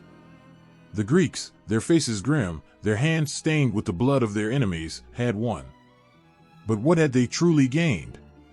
The city was lost, the people shattered, and even the victors could feel the sting of a victory that had come at too high a price. The sack of Troy was not just the fall of a city, it was the fall of everything that had once been beautiful and good about it. It was the death of a dream, the destruction of lives that had no place in the brutality of war. And as the Greeks moved through the ashes, their hearts heavy with the knowledge that nothing would ever be the same again, the final chapter of Troy was written in fire and blood. The weight of the city's fall was felt most deeply by the ones who had led it, the ones whose courage had once shone like a beacon in the dark. Now, as the dust settled over Troy, the once proud rulers found themselves faced with the final, cruel price of war. Their fates, sealed in moments of desperation, would leave behind only memories and sorrow, echoing through the walls of their crumbling city. Priam, the aging king, moved through the ashes with the grace of someone who had long since given up on the idea of victory. His hands trembled, not from fear, but from the weight of a loss too heavy to bear. He had been a father, a ruler, a protector. And now, all that remained was the broken shell of a city that had been his heart. His beloved city, once teeming with life, was now a graveyard, and he, a king, stood alone in the silence of destruction. In the heart of the ruins, Priam found himself facing the very man who had brought so much pain to his people, the one who had killed his son, Hector. Achilles stood tall, his armor stained with the blood of Troy's fallen, his face unreadable. There was no joy in his eyes, only the haunting memory of a battle that had consumed him. For so long, he had fought with rage, with vengeance burning through his veins. But now, in this moment, there was only emptiness. Priam's steps were slow, each one heavier than the last. He was not just a king now, but a father who had lost his son. His heart ached for the boy who had fought so bravely, so honorably. Hector, his pride, his joy, was gone. And yet, Priam did not come to Achilles for revenge. His feet brought him to the warrior's side not to demand the death of his enemy, but to ask for mercy. With trembling hands, he reached out, not in anger, but in the desperate plea of a father who had lost everything. He asked for Hector's body, to return it to the earth, to the place where the man who had been a son, a brother, a husband, could finally rest in peace. His voice cracked, the words heavy with grief, as he begged for what was left of his family to be returned to him. Achilles, for the first time in what felt like an eternity, looked into the eyes of the king and saw the depth of his loss. There was no joy in his heart, no pride in his victory. Only the knowledge that war had taken everything from both of them. And then, there was Paris. The once charming prince of Troy, whose arrow had struck Achilles in the heel, lay dying. The man who had started this chain of bloodshed, the one whose love for Helen had sparked a war that destroyed his city, was now facing the end of his own life. His body was broken, his breath shallow. Paris had been the one who had dreamed of victory, who had thought that love could conquer all. But now, as his life slipped away, he realized that love had brought only destruction. His last moments were spent in the shadow of his own mistakes. The weight of the world seemed to fall on him, and as he lay dying, he thought not of the beautiful Helen, but of the countless lives lost, of the city that was no more. The great warrior had come so far, yet it all came crashing down in the final moments. He had been a prince, a lover, and a soldier. But now, there was nothing left but the silence of death. The death of Paris was not the end of the Trojan leaders' suffering. The ones who had once led the city, great men with noble hearts, were now little more than memories. With them went the soul of Troy itself. The vision of a thriving city, of a people united in their pride and hope, was wiped away by the relentless tide of war. And in the midst of all this chaos, the shadow of fate loomed over the remaining leaders of Troy. Even as the last breath left the body of Paris, the fate of the others was already sealed. The soldiers of Troy had fought bravely, but they, too, were lost in the endless tide of Greek swords. There would be no escape for them, no last-minute miracle to save them from their doom. One by one, they fell, those who had stood at the gates, who had believed in their city, who had given everything for the dream of victory. With every death, Troy seemed to sink deeper into despair, until the very air itself seemed to echo with the cries of those who had been lost. The once great leaders were gone, their names now whispered only in sorrowful remembrance. There would be no more proud speeches, no more dreams of a future where Troy stood tall, untouched by the ravages of war. As the flames of the burning city reached higher into the sky, so too did the loss. The leaders of Troy, those who had given everything, now lay silent beneath the weight of their own choices. Priam, Paris, and the others, heroes in their own right, had fallen, not in the blaze of glory they had imagined, but in the quiet desperation of a battle that had been lost long before it began. The city of Troy, now nothing more than a memory, carried the burden of their fates. The walls had fallen, the streets were filled with ruin, and the once proud leaders were gone. The people of Troy, left to carry the weight of their fallen kings, would now be left with nothing but the echoes of a story that had ended in heartbreak. The death of Priam, the fall of Paris, the loss of the greatest defenders of Troy, these moments would never be forgotten. They would be passed down through the generations, their names spoken with reverence and sorrow. For in the deaths of these leaders, Troy's soul had been ripped from it, and the echoes of their lives would remain as a haunting reminder of all that had been lost. The night was thick with smoke and the cries of the fallen as the walls of Troy crumbled into the hands of the invaders. The city, once a beacon of strength, was now nothing more than a ruin. Yet, in the midst of this chaos, when all seemed lost, a glimmer of hope remained. It wasn't in the might of the army or the strength of the gates, but in the courage of a few. Aeneas, the son of Aphrodite, and the other survivors of Troy made their way through the burning streets, their hearts heavy with the weight of the destruction around them. Their steps were slow but deliberate, each one leading them away from the nightmare they could no longer face. They had watched as their families perished, their friends fell, and the city they had loved was destroyed. Yet, they had one thing that others did not: survival. It wasn't a gift, nor a prize, but a bitter reality. The survivors carried the blood of their fallen comrades in their veins. They knew that the loss of Troy would echo for generations, but they also knew that their story had not yet ended. The journey ahead was uncertain, but it was theirs to take. Aeneas, with the weight of his father's age upon him and the memory of the destruction in his eyes, led the group as they made their way from the ruins of the city. Behind them, the sounds of screams and clashing swords grew fainter. The city was no longer a place of hope, it was a tomb. The ghosts of Troy would haunt the survivors for as long as they lived. But there was something else they carried with them, something they didn't quite understand yet. There was a sense of destiny, of something greater than them, urging them forward.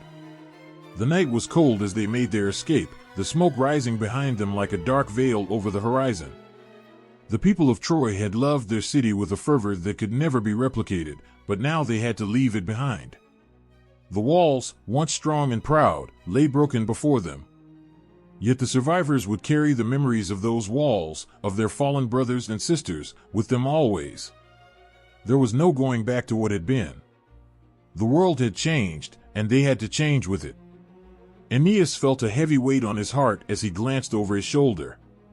Was it guilt? Or was it grief? It didn't matter now. His duty was to protect the future, not to dwell on the past. His family, his comrades, all gone, but the flames of Troy would live on in his heart. He could still see the faces of those who had died, Hector, Priam, and so many others who had fought for their city. Their sacrifices were not in vain. As long as he breathed, their memory would not fade.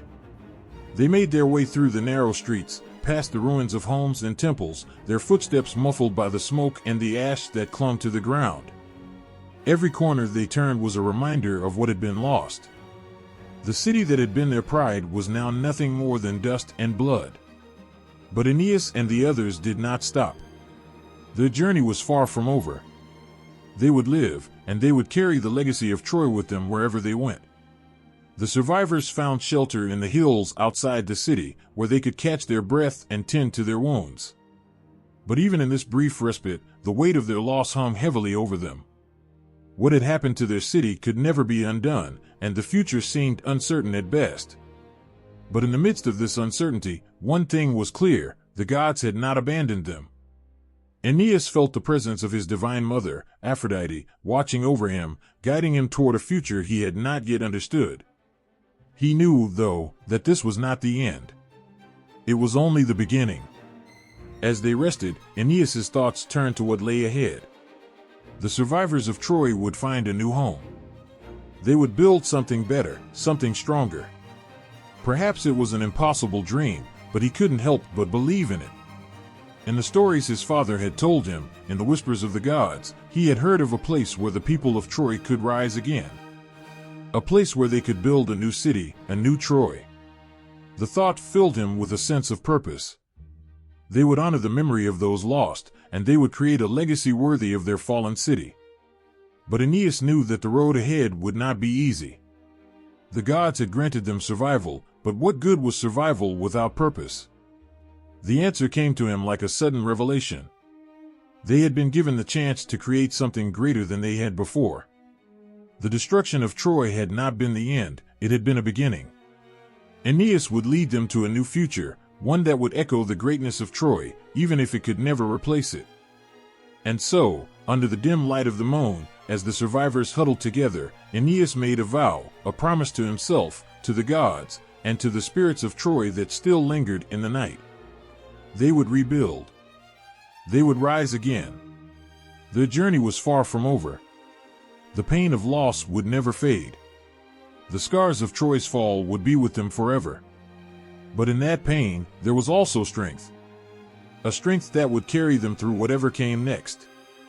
The survivors of Troy, with Aeneas leading the way, would carve their names into the future, a future that could never forget the glory of Troy or the sacrifices of those who had fought for it.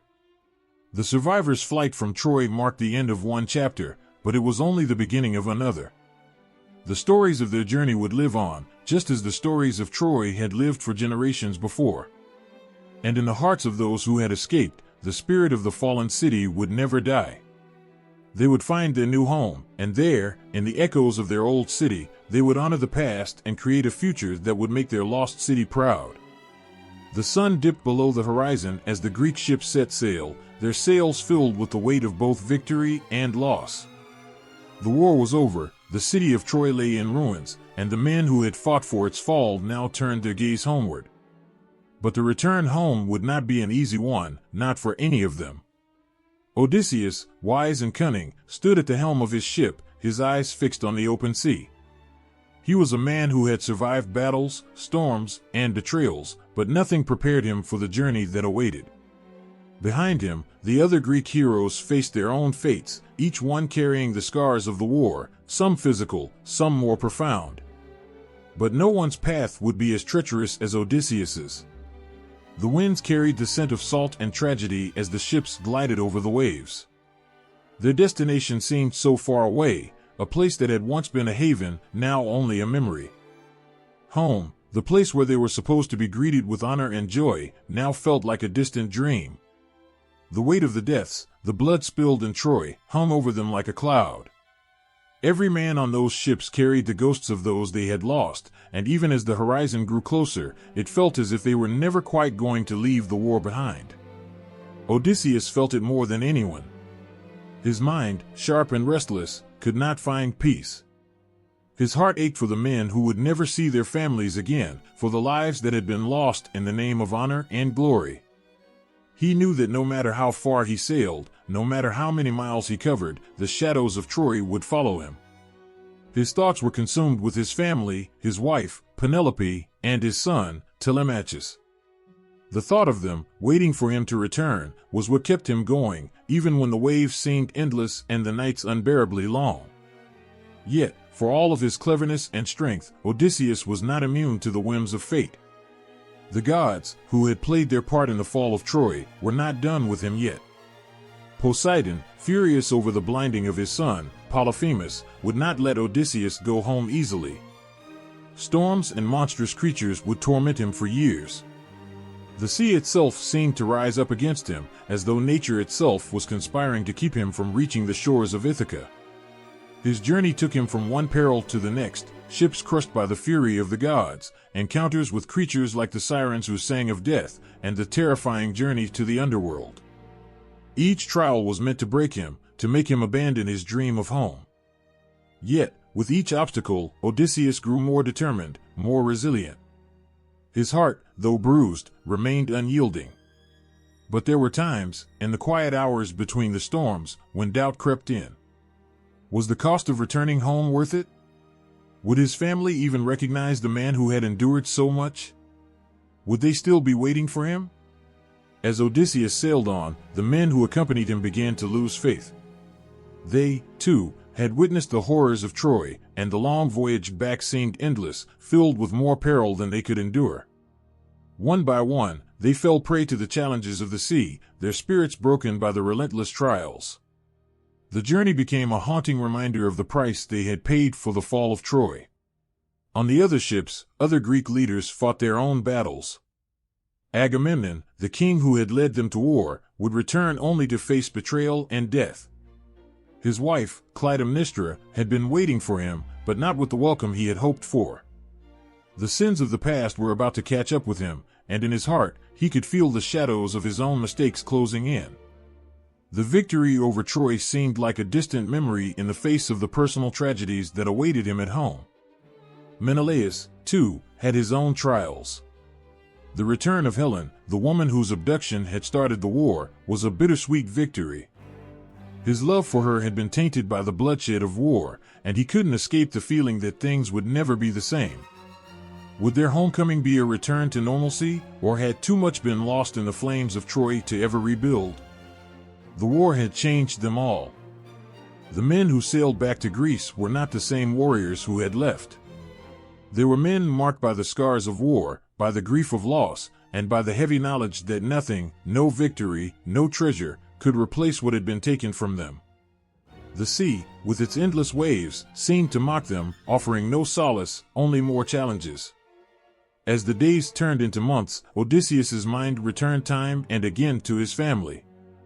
He thought of Penelope, waiting for him in their home, weaving and unweaving her loom, a woman trapped by the years of waiting. Telemachus, his son, now a young man, was left without his father's guidance.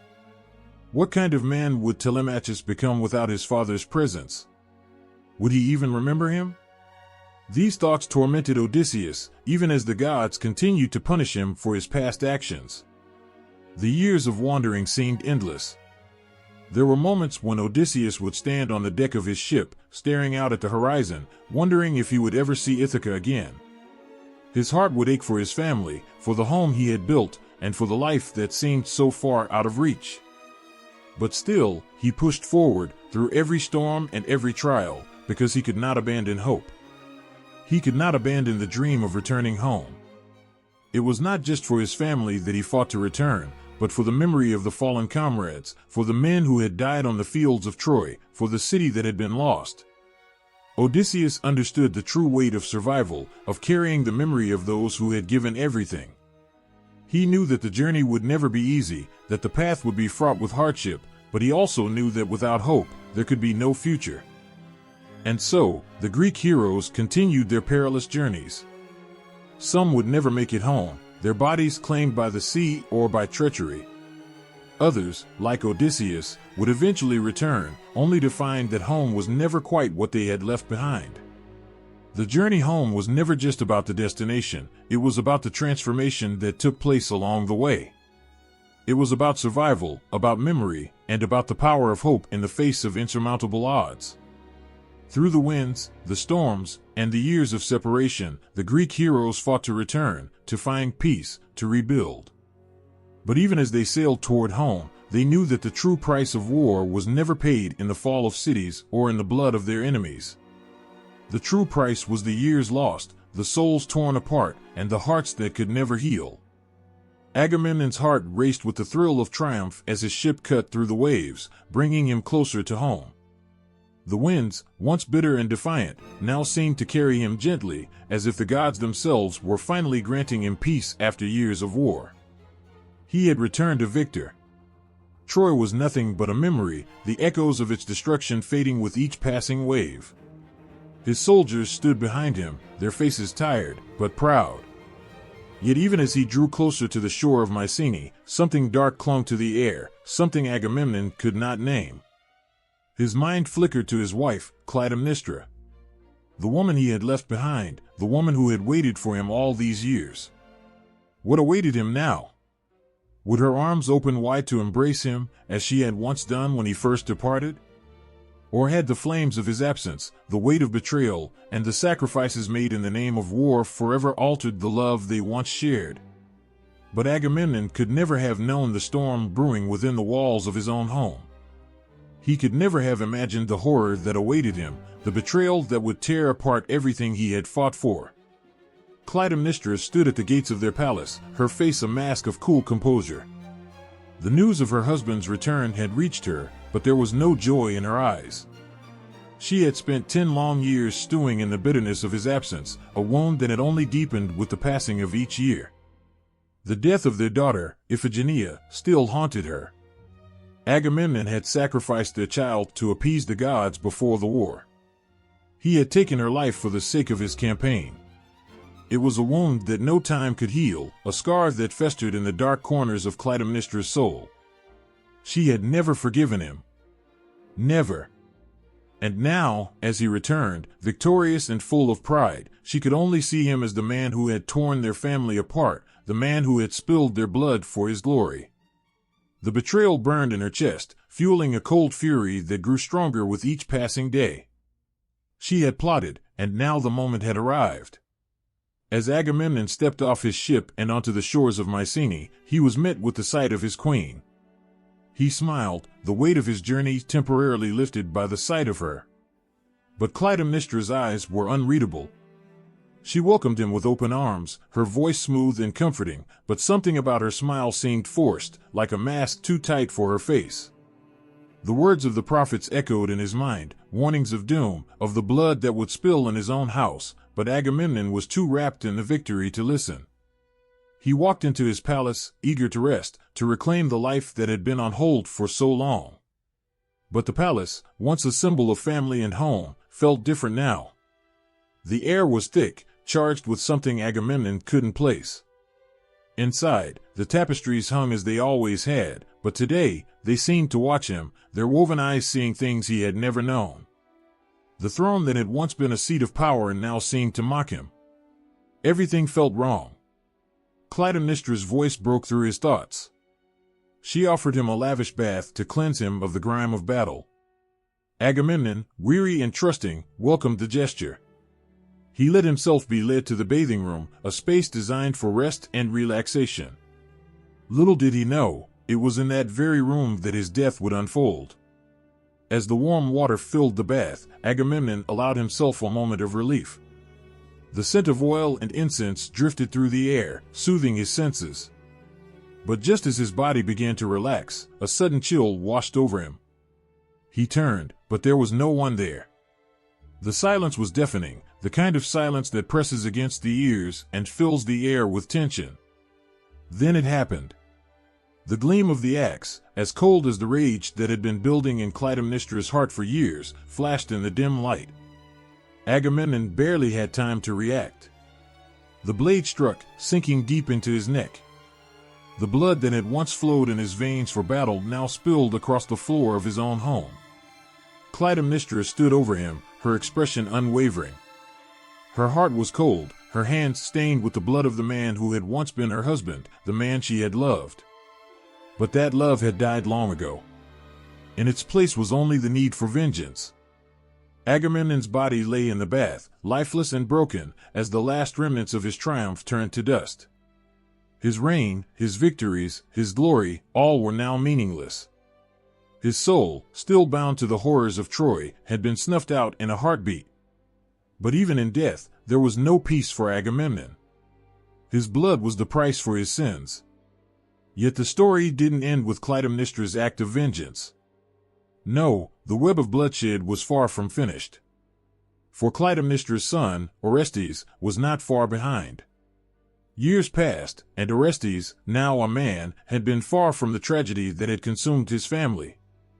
Raised away from Mycenae, he had lived in exile, but the blood of his father called to him. The need for justice, the need to avenge his father's murder, burned within him like a wildfire. Orestes returned, armed with the resolve of a man who knew what had to be done.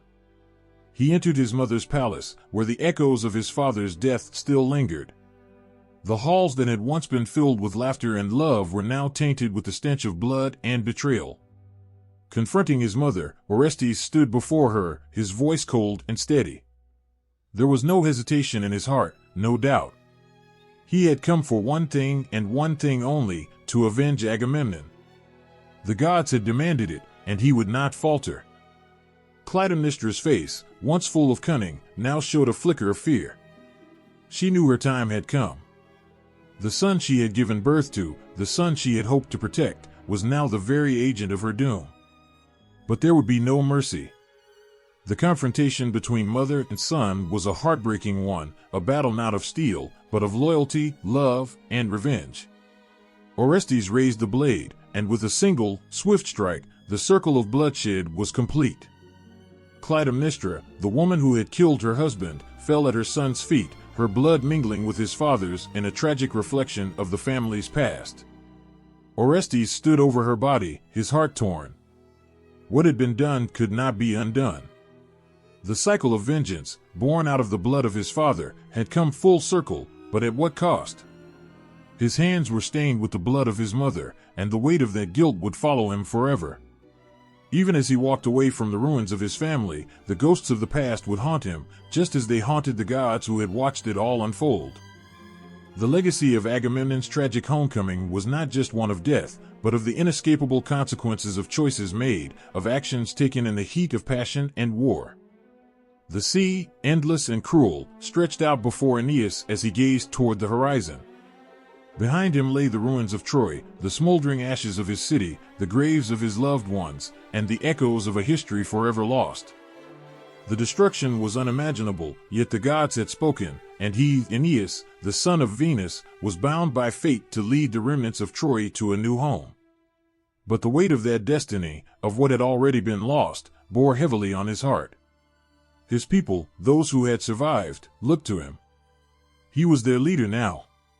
The old world was gone, and the new one lay somewhere far off in the distance. But where? Would they ever find peace? Could this journey lead to anything more than the endless cycle of war and tragedy that had consumed Troy? The questions hung in the air, unanswered and unspoken, as the waves crashed relentlessly against the sides of their ships. They sailed for what seemed like an eternity, through storms and tempests, with the gods either indifferent or actively against them. Aeneas had often heard the whispers of the gods, their promises and their curses. But there was no comfort in their words. Only the relentless drive forward, as if the gods themselves had designed this fate to test him, to break him, or perhaps to show him something beyond the pain of the present. Then, the sight appeared, far in the distance, a land bathed in sunlight, green and promising. Italy. The land where Aeneas's fate would be realized. The land that would, in time, give birth to the Roman Empire, the empire whose name would echo through centuries to come. Aeneas stood tall, his heart racing. They had made it. Or had they? The journey had taken so much. The gods, the storms, the loss, could this new land heal the wounds that Troy had left behind? The past would always linger, like a shadow, but for Aeneas, this was the beginning of something far greater than himself. They landed on the shores of Italy, and Aeneas stepped onto the soil, feeling the earth beneath his feet. It was warm, different from the cold that had gripped him for so long. There was something sacred about this land, something that called to him in ways he could not explain. It felt like home, yet he knew nothing of it. But the gods had promised, and he could not ignore their will. With every step Aeneas took, he felt the weight of Troy's legacy pressing upon him. The ruins, the sacrifices, the love and loss that had built his journey, all of it echoed in his mind. His father, Achilles, had died in the midst of their flight from Troy, leaving Aeneas to shoulder the burden of their people's future. His son, Achilles, stood beside him, the hope of the future in his eyes. And yet, Aeneas knew that no matter what happened here, nothing could erase the past. But there was no time for regret. Aeneas had seen the signs, and the gods had spoken.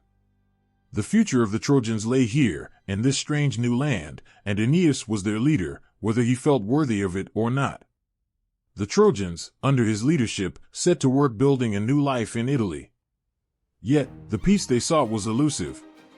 The local tribes were not welcoming. King Latinus, the ruler of the land, seemed reluctant to offer aid.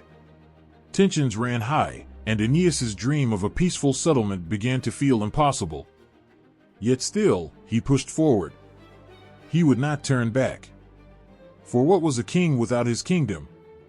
What was a leader without his people? As Aeneas navigated these uncertain waters, he did not stand alone.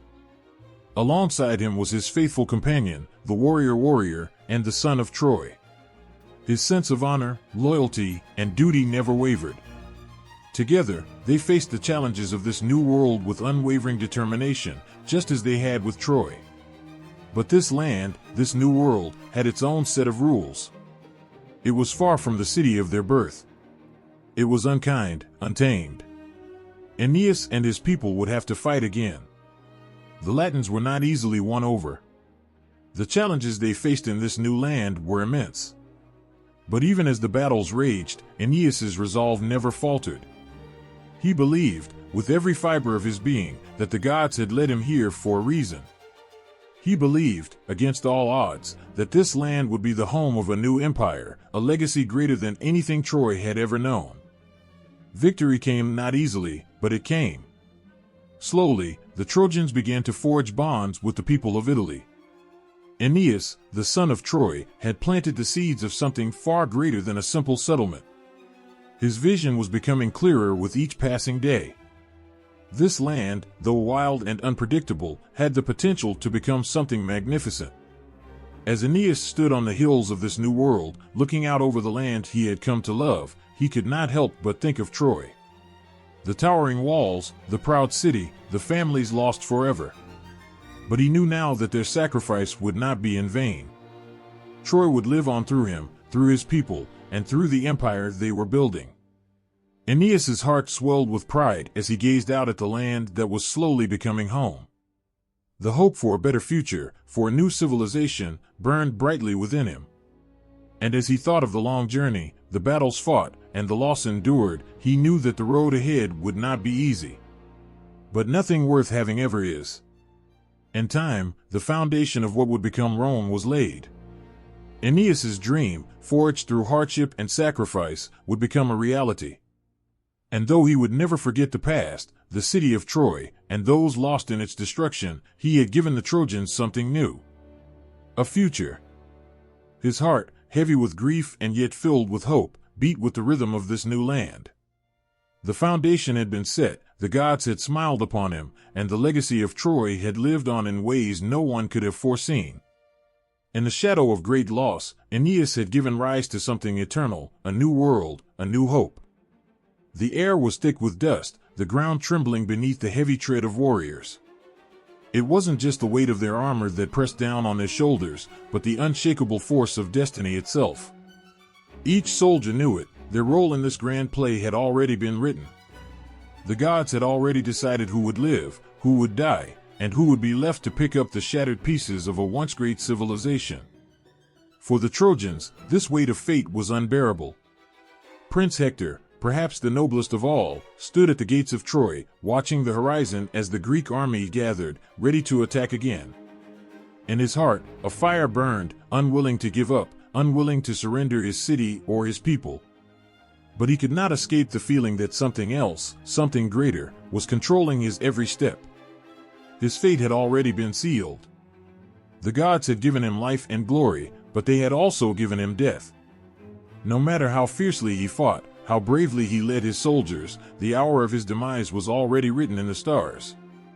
Across the battlefield, Achilles paced back and forth, his face a mask of rage and sorrow.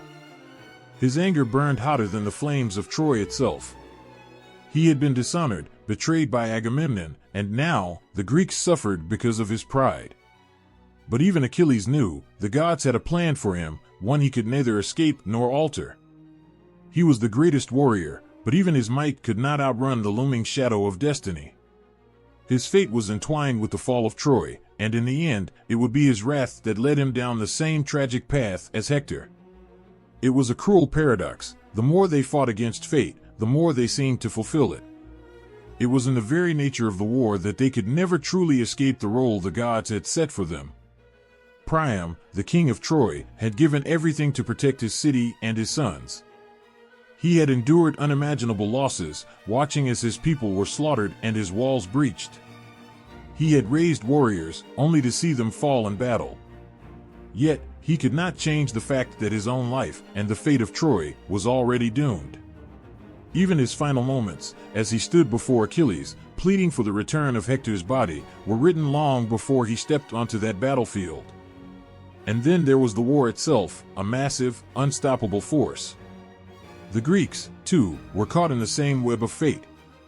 Each man fought not just for victory, but for their own survival, for their own personal honor.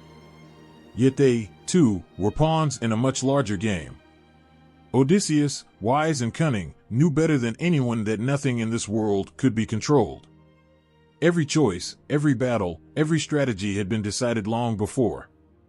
The gods had whispered to them, pushing them toward this moment, toward the fall of Troy. Even as the warriors clashed and the dust and blood stained the earth, a question lingered: could they change anything at all?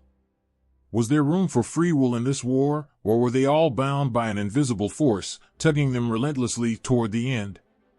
The gods themselves seemed to play both sides, their intentions unclear. They whispered in the ears of mortals, offering blessings or curses, but in the end, they did not truly seem to care about the lives they controlled. Apollo, with his deadly arrows, seemed to play with Hector's life as if it were a toy, while Athena guided Achilles' hand to victory.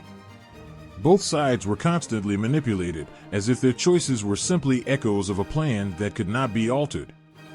Hector, at his most vulnerable, had begged the gods for mercy in his final moments. He did not want to die. He had a wife, a son, a future he could still fight for. But the gods were deaf to his pleas, and in the end, his fate was sealed by Achilles. His death, though noble and tragic, was the fulfillment of a prophecy, an unavoidable conclusion. And as the people of Troy wept for their fallen hero, they knew deep down that there was no escape from the inevitability of fate. They had been born into this war, and they would die in it, with the gods above them pulling the strings like a puppet show. Yet, even in the face of such inevitability, something stirred in the hearts of the warriors. Was it possible to fight for something beyond fate? Was it possible to wrestle with destiny, to seek meaning in a world where everything seemed preordained? Aeneas, who would lead the survivors of Troy, believed that perhaps it was not fate that defined him, but his choices. The gods might have set the stage, but he alone could determine how to play his part. He would find his own way, despite the heavy weight of destiny. In the final days of Troy's downfall, as the city fell into chaos and flames, each soldier stood on the precipice of his own fate. Some fought in blind rage, some in sorrow, some with resignation. But in the end, they were all bound by the same cruel force, unable to break free from the chains of destiny.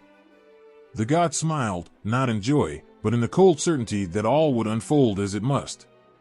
And so, the war continued, a cycle of blood and loss, where free will and fate danced together in a tragic waltz. Each hero, each king, each warrior, whether Trojan or Greek, carried their fate with them like an invisible burden, unable to escape the inevitability of what was to come. Yet, in the darkest moments, there was always the glimmer of defiance. A heart that refused to be broken, even if the war itself had already been won or lost. Fate, after all, was not just a set of events, it was a force that tugged at the soul, pushing them forward even as they tried to resist. And in the end, it wasn't the gods who truly decided who lived and who died, but the choices each of them made in the face of inevitable ruin. The sound of armor clinking and the roar of warriors filled the air, echoing in the heart of a world where honor and heroism were everything. Each soldier, every king, and every leader carried not just their weapons, but an identity shaped by an ancient code. It wasn't just the drive to win that motivated them, it was the sacred need to protect their name, their people, and the legacy of their ancestors. It was the idea that how you lived, and more tragically how you died, defined you in ways that were far greater than any victory or defeat. A hero was more than just a fighter. A hero was someone who stood in the face of inevitable danger with unwavering resolve, determined not to bend or break, no matter the cost. And for the Greeks, that meant fighting a war that seemed endless, knowing full well that even victory could not guarantee peace. Yet they kept marching forward, driven by the flames of honor. Achilles, the mightiest of all the Greek warriors, was the embodiment of heroism. His strength on the battlefield was unrivaled, his fury legendary. But what made him a hero wasn't just his unmatched skill. It was his fierce belief in personal honor. When Agamemnon took Briseis from him, Achilles was not only insulted, he was dishonored. His rage stemmed from the deep understanding that to lose one's honor was to lose everything. The world may have seemed indifferent to the plights of men, but Achilles knew that without honor, life was meaningless. So he withdrew, leaving the Greeks to suffer in his absence, and his grief turned to a furious desire for vengeance when his beloved friend Patroclus was slain. To Achilles, it wasn't just about winning the war, it was about reclaiming his honor, the only thing that could keep him whole. And then there was Hector, the Trojan prince, whose honor was just as sacred as Achilles's. Hector fought not for glory, but for the survival of his city, his family, and his people. When he stood alone before the gates of Troy to face Achilles, he knew his death was almost certain. But there was no retreat in his heart.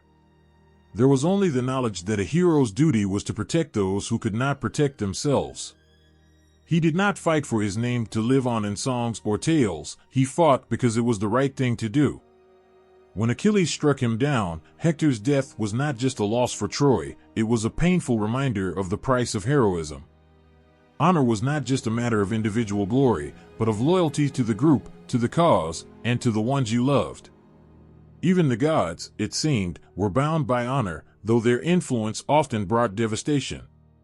Apollo's love for Hector made him step in to offer some protection, but in the end, it was Hector's decision to stand tall against Achilles that defined him as a hero. A hero who fought knowing the end would come, but never yielding, never asking for mercy. It wasn't just the warriors who fought that understood the weight of heroism. Agamemnon, the king of the Greeks, stood at the forefront of his army, commanding them with an iron fist. His decisions, often clouded by pride and anger, were a reflection of his own desire to secure his legacy. Yet, even he, for all his faults, felt the sting of the battlefield. His leadership came with a burden heavier than any crown. He had to balance the needs of his army with his own honor, something that ultimately led to his downfall. His dispute with Achilles was rooted in honor. The war itself was an expression of the desire for honor, to prove that one's nation, one's gods, and one's people were the greatest in the world. But heroism didn't just lie in the generals and warriors. It was in the ordinary people too, the ones who supported the fighters, who bled beside them, who cried for them when they fell. The women of Troy, like Andromache, stood as pillars of their city, their hearts aching for their loved ones, knowing that they, too, were caught in the web of fate. Andromache had lost so much already, her brothers, her family, and now her husband, Hector. Yet even as she pleaded for his life, even as she begged him not to face Achilles, she understood that there was no escaping the call of honor. Hector, as a hero, had to answer that call, no matter the cost. The clash between the Greeks and Trojans was more than just a war for land or power, it was a war for values that ran deeper than any individual life. It was about defending what was sacred. The idea that one's honor would be remembered after death was the driving force behind every battle, every choice, every sacrifice. When Achilles returned to the fight after Patroclus' death, it wasn't just about avenging his friend, it was about righting the wrong that had been done to him, about regaining the honor that had been stripped from him. Yet, in this pursuit of honor, there was a tragedy that could not be ignored. The honor of the warrior, while pure in its pursuit, could not save them from the inevitable price. Heroism came with a cost, and that cost was often death. The gods played their part in this, rewarding those who lived and died by the values of heroism, but they also punished those who tried to escape their fates. The heroes, whether they won or lost, lived and died by the same rules. And in their deaths, they were remembered not for their victories, but for their sacrifices, their unwavering commitment to honor, even when that honor led them to the very gates of death. It is this enduring belief in the importance of honor that shapes the legacy of the Trojan War, forever etched in the hearts of those who remember it. Achilles' rage, Hector's selflessness, Agamemnon's leadership, all these moments serve as reminders that heroism is not just about strength or glory, but about the choices one makes in the face of impossible odds. It is about standing tall, facing what comes, and fighting not for the promise of survival but for something deeper, something that transcends the individual, something that ties one to their people, their gods, and the story of humanity itself. And though the war ended, the lessons learned through the valor of these heroes would ripple through history, shaping the way the Greeks, and eventually the Romans, would view their world and their place in it. Heroism and honor were not just abstract ideas, they were the very foundation of their existence, guiding every action, every battle, every breath. And in the end, it wasn't just the warriors who embodied these ideals, it was the people, the families, the gods themselves, who breathed life into a legacy that would never die. The sound of weeping echoed across the walls of Troy, where the fates of so many were decided in the clash of swords and shields. But amidst the warriors, amid the bloodshed, there were those who fought a quieter, more painful battle. Women like Helen, Andromache, and Cassandra carried a different weight, one that could not be measured in victories or losses, but in grief and sacrifice. Their lives were entangled with the war in ways that few could ever truly understand. They were the ones left behind, the ones whose futures were shaped not by their own hands, but by the hands of the men who controlled their lives. Helen stood on the walls of Troy, her heart torn between two worlds. The city she had once called home, now in flames, was a place of pain for her. She had been the cause of it all, the spark that lit the fire of war. She had been taken, stolen away by Paris, and in doing so, she had brought upon her people the wrath of the Greeks. But was she the true villain? Or was she a victim, caught in the currents of fate, unable to escape the storm she had helped create? As she watched the battles rage beneath her, she couldn't escape the truth. She was not the one fighting, yet it was her name that would be remembered for centuries, her face that had been the symbol of a war that would never be forgotten. The weight of it pressed on her chest, a burden she couldn't shake off, no matter how many times she wished it away. Andromache's fate was even more heartbreaking. The Trojan princess had once been a symbol of love and hope, married to Hector, the great hero who would lead the city into battle. But now, she was a widow, her husband's body cold, his life stolen away by the very man who had once been his greatest enemy. As she cradled their son in her arms, she could barely comprehend the world around her. Her grief was a quiet scream that no one could hear, a loss so profound that words could not contain it. Cassandra, the princess of Troy and daughter of Priam, was another woman whose life had been shattered by the war. She had the gift of prophecy, but it was a curse more than anything. She could see the destruction that would come to her city, the death that awaited her people, but no one would listen. They mocked her, ignored her, and as the city burned, she was left to witness it all unfold. The gods had given her foresight, but they had not given her the power to change what was to come. And so, she was left alone, a witness to her city's destruction, her heart broken by the realization that her warnings had been in vain. There was no one to save her, and no one to save her people. The prophecy she had shared of Troy's fall had been true, but it had been too late to stop it. Her grief was compounded by her helplessness, the feeling of being trapped in a world where her voice had no power. These women were not just passive figures in the background of the Trojan War. They were its emotional heart, the ones who lived with the consequences of the men's actions. Helen may have been blamed for the war, but in truth, she was as much a prisoner as anyone in Troy. Her beauty had been the cause of so much pain, yet her own pain had never been fully understood. She had loved Paris, but she had also loved her life in Sparta. She had once been a queen, and now she was a pawn in a game much bigger than herself. When she saw her former husband, Menelaus, on the battlefield, she felt a pang of regret, but there was no turning back. What was she to do now, with her life irreparably changed? She could no longer be the woman she once was. The war had taken that from her, as it had taken so much from the others. Andromache's pain ran even deeper because she had lost her partner in every sense of the word. Hector had been her protector, her strength. She had been proud of him, proud of his courage and honor. But now, all that was left was the hollow ache of her heart, the unspoken grief that no one could truly understand. What would become of her son, Astyanax? How could she protect him in a world so cruel, so filled with death and destruction? As she watched the men fighting outside the walls of Troy, her thoughts turned to the future that would be filled with nothing but sorrow. There was no comfort to be found in the war, no hope that her life would ever be the same again. Cassandra, too, lived in a world where the truth was both a blessing and a curse. She had seen the death of her brothers, the fall of her city, the end of everything she had ever known. Yet, no one would listen. They called her mad, they mocked her, but she knew. She knew that Troy was doomed. The gods had not blessed her with this power to help her people, they had cursed her with it, knowing that she could never stop the disaster that awaited them.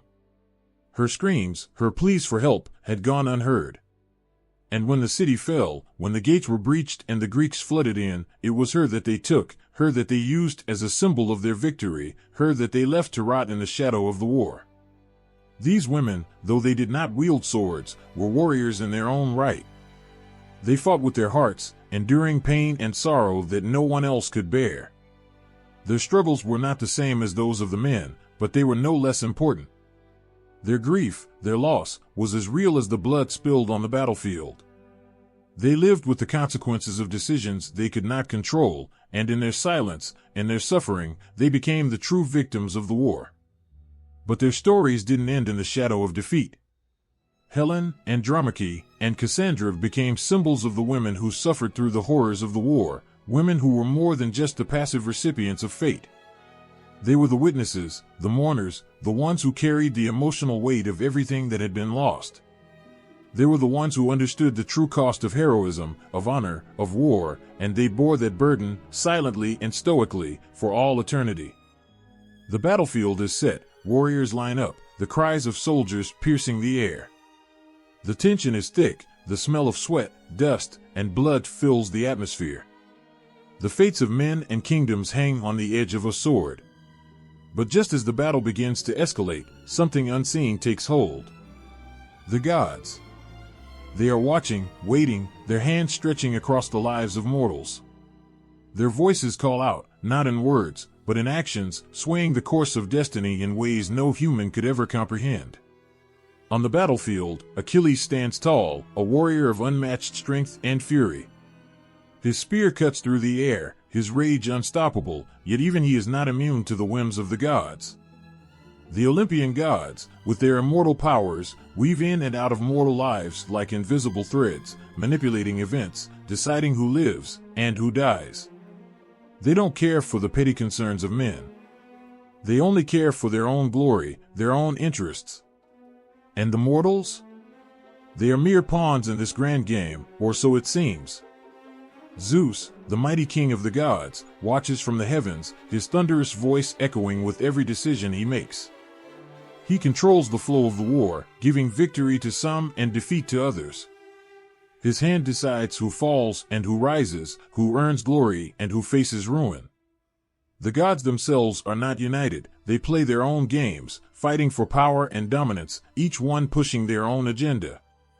And as they do, mortal lives hang in the balance. Achilles, enraged after the death of his friend Patroclus, is unstoppable.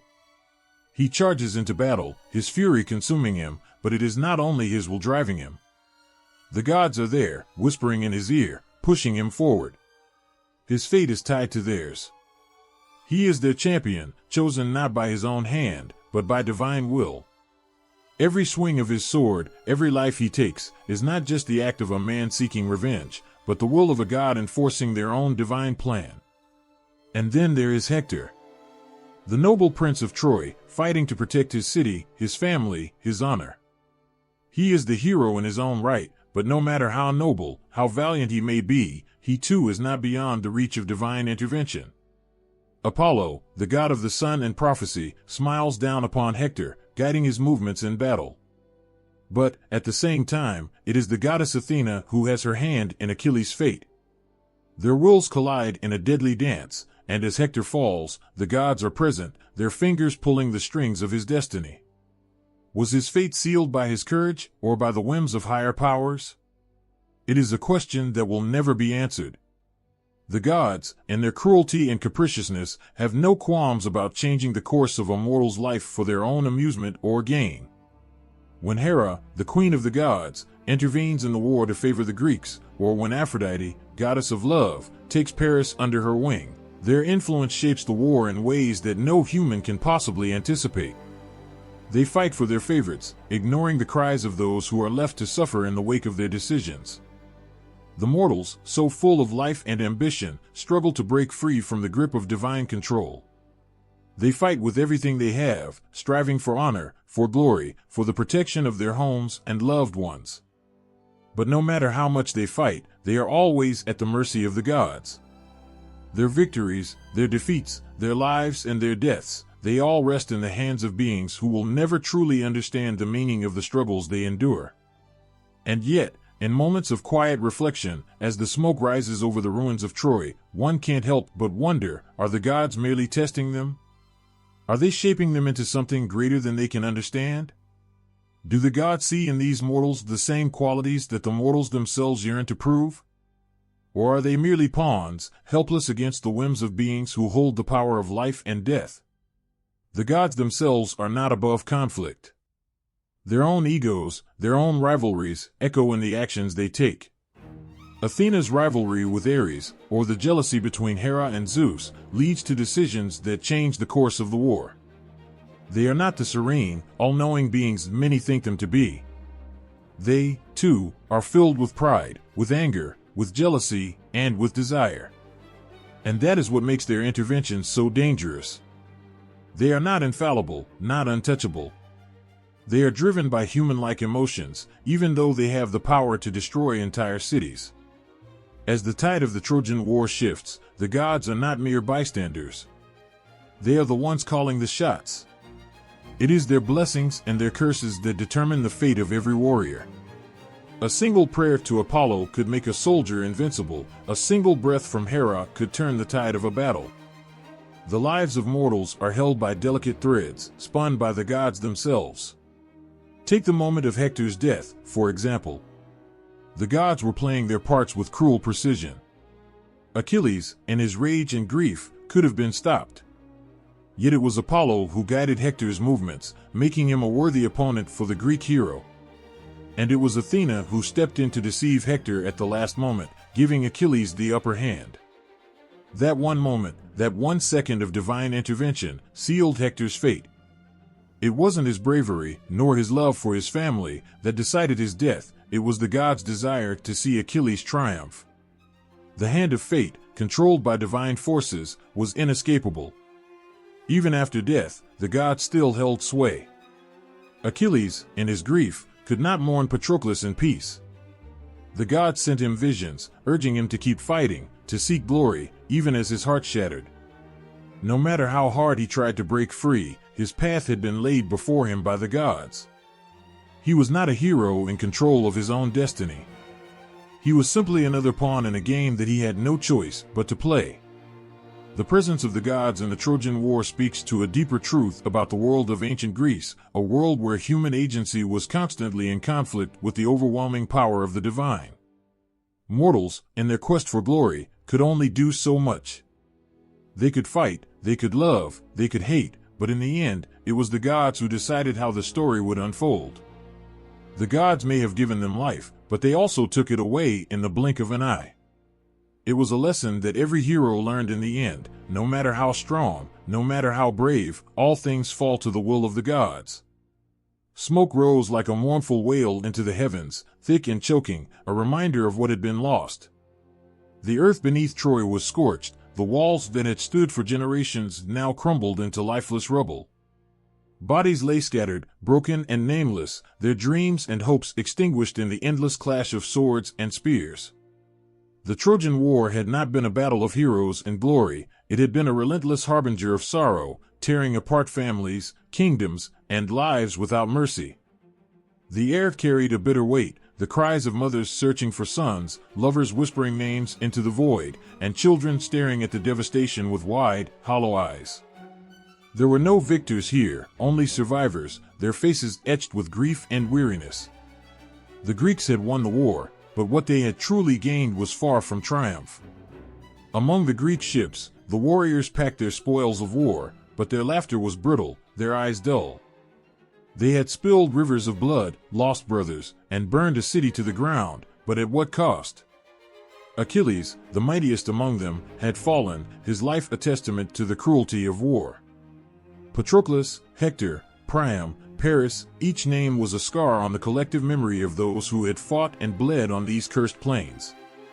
Even Odysseus, clever and resourceful, bore a shadowed gaze, knowing that his homecoming would not erase the horrors he had seen. War is never a single battle. It is 1,000 moments of suffering strung together, each one leaving a mark that time can never fully erase. The Trojan women, dragged from the ruins of their city, clutched their children and memories, their songs of home silenced forever. Andromache, once the proud wife of Hector, now stood among them, her dignity crumbled like the city she had loved. Cassandra, cursed to foresee but never to be believed, had spoken of this devastation, and now her voice was a quiet echo of despair. For the men who had fought, there was no solace. They carried their dead comrades home in silence, their shoulders burdened with shields that had once gleamed with the promise of glory, but were now splattered with the grim truth of battle. The weight of those shields was nothing compared to the weight on their souls. They had been promised honor, eternal remembrance, and valor, but what lingered was the stench of death and the deafening absence of those who would never return. War devours everything it touches. It doesn't discriminate between the just and the wicked, the young and the old. Troy had been a city of legends, its walls a symbol of strength, its people proud and resilient. but war had stripped it bare, leaving only ashes and memories. Even the gods, who had played their part in stoking the fires of conflict, seemed distant now, their grand games played out, leaving mortals to sift through the ruins of their choices. The Greek camp was no better. The soldiers who had sailed to Troy with dreams of conquest now huddled by fires, staring into the flames as if seeking answers that would never come. They had won, but there was no joy in their hearts. For every Trojan life taken, a Greek life had been lost. The balance of blood spilled on either side was too even to measure, and in the end, victory felt hollow. Children wandered the ruins of Troy, their small hands reaching for remnants of a life they barely remembered.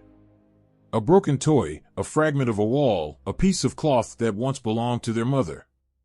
These remnants spoke of a past that had been ripped away, replaced by a void they couldn't understand. For them, the war was not about gods or heroes, but about the empty seats at their dinner tables and the hands they could no longer hold. Even those who had stayed far from the battlefield felt the costs. Across the Aegean, mothers clung to hope, scanning the horizon for ships that might carry their sons home. They had prayed to the gods, offered sacrifices, and waited, only to receive silence in return. For some, the sight of a familiar face stepping off a ship was a miracle. For others, it was the sight of an empty harbor that would haunt their dreams. In the end, war strips everyone of something, whether it's a home, a loved one, or a piece of themselves. Helen, whose face had launched 1,000 ships, stood quietly amidst the chaos, her beauty now a bitter reminder of the conflict she had unwillingly embodied. She had been the spark, but the fire had been stoked by others, kings and warriors who sought power, gods who sought amusement. Now, she was left to carry the weight of a war that had consumed everything in its path. As the Greek ships began their long voyage home, the winds carried with them not only the smell of salt but the unspoken truth: there were no true victors in war. For every treasure they had taken, there was a memory they could not escape.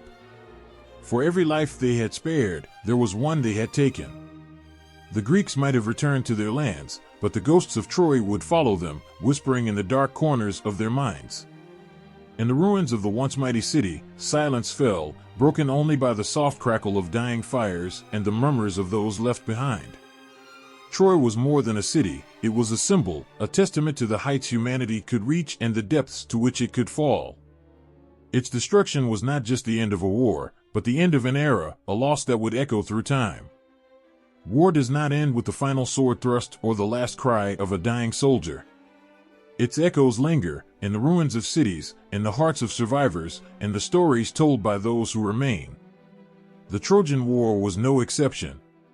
It had claimed heroes and kings, mothers and children, dreams and futures. And in its aftermath, it left a haunting question: was it worth it? As the last embers of Troy's fires faded into the night, the world turned, carrying the weight of a war that had changed it forever. The wind howled across the barren plain, carrying whispers of a city that might have been, its walls now buried beneath centuries of soil. Troy, was it a place born from the imagination of poets, or did its stones once rise, proud and defiant, against the relentless march of time? The line between myth and history blurs, like smoke dissipating into a twilight sky, leaving questions that hang heavy, unanswered but alive. Under the shadow of the great mound known as Hizarlik, the earth seemed to hold its breath. Shovels bit into the ground, each strike echoing with the possibility of revelation. What lay beneath was not just dirt and stone, but fragments of a story that had lingered for millennia in the hearts and minds of humanity. A golden mask, a broken sword, a crumbled wall, each piece whispered, "I was here." This happened. The Iliad sang of Troy's grandeur, its mighty gates, its towering walls. For generations, these tales were passed down, words as vivid as the sunrise, but to some, they were only that, words. Until the ground spoke back. The work of Heinrich Schliemann in the late 19th century uncovered layers upon layers of human existence, cities built and destroyed, as if Troy itself had been reborn over and over again. The ruins did not tell a story of gods and heroes, but of people. Ordinary people who built homes, loved, and fought to protect what was theirs. Their fingerprints lingered on pottery shards, their hopes echoed in the remnants of a fortified wall. These were not just fragments of a city but of lives lived with the same intensity as those in Homer's epic. A broken arrowhead found lodged in a stone, was it from the fabled war? Or was it from another battle, fought long before or after, by people whose names history has forgotten? The ground refused to give up all its secrets, but it offered enough to ignite a fire of belief. Perhaps Homer had not invented Troy but had transformed its story, weaving history into myth and myth into something eternal. The firelight of imagination cast long shadows over the ruins. One could almost hear the clatter of hooves, the cries of soldiers, the wails of the defeated. Were these echoes real, or were they born from the human need to find meaning in the scattered remains of a world long gone? The stones seemed to hum with a quiet truth, neither confirming nor denying the legends. The excavation revealed layers, 9 of them. Each layer a chapter of a city that had risen, thrived, and fallen. Was one of these layers the Troy of Hector and Achilles, the Troy that fell to a cunning wooden horse? Scholars argued, their voices rising like the clash of swords, each theory a battle fought for the right to define the past. Gold glinted in the sunlight, unearthed from its hiding place.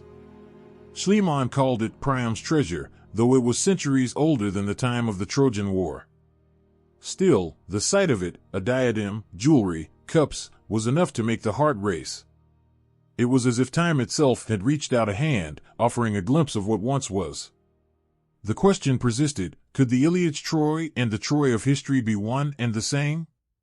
Could a poet's words have roots in reality, even as they soared into the realm of the divine? The ruins offered no easy answers, only the weight of possibility. The walls of Troy, even in ruin, seemed to pulse with life. They stood as a testament to resilience, to the determination of people to endure despite the odds. These stones were not silent, they had witnessed centuries of life, and now they bore witness to humanity's enduring curiosity, our need to connect the dots between myth and truth.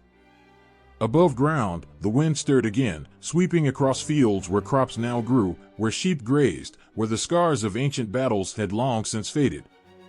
But below, the earth held its stories tightly, releasing them slowly, as if to remind us that the past is not a fixed thing but a living, breathing force that shapes the present and the future.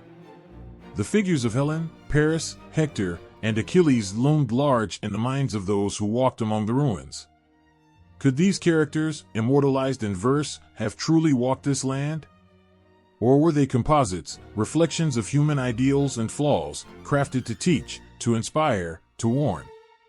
The ruins themselves seemed indifferent, content to hold their secrets close.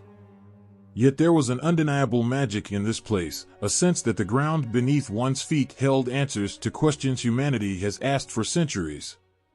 Troy, whether as a myth, a city, or both, was more than just a place, it was an idea, a symbol of human ambition, folly, and the eternal struggle to leave a mark on the world.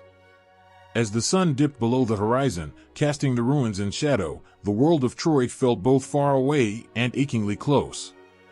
The wind carried whispers of what might have been, blending history with myth until the two were inseparable. In the silence that followed, it was not the answers that mattered but the questions themselves, the endless curiosity that drove us to keep searching, keep digging, keep hoping. The fires of myth and the cold certainty of history collided here, leaving a warmth that neither could achieve alone. Troy, in all its layers, and all its mystery, was not just a city lost to time, it was a bridge, connecting the world of gods and men, of the living and the dead, of the known and the unknown.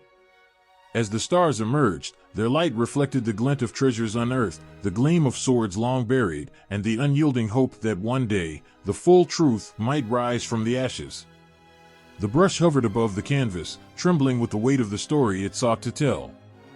The painter's eyes flicked between the pigments and the memory of the epic's verses, the chaos of Troy's fall painted not with words but with strokes of fire and despair. The Trojan War was no longer just a tale spoken by poets, it had become a vision etched into marble, woven into tapestries, and immortalized in oils.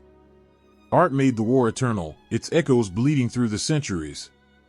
A sculpture stood, frozen yet alive, as if caught mid-stride.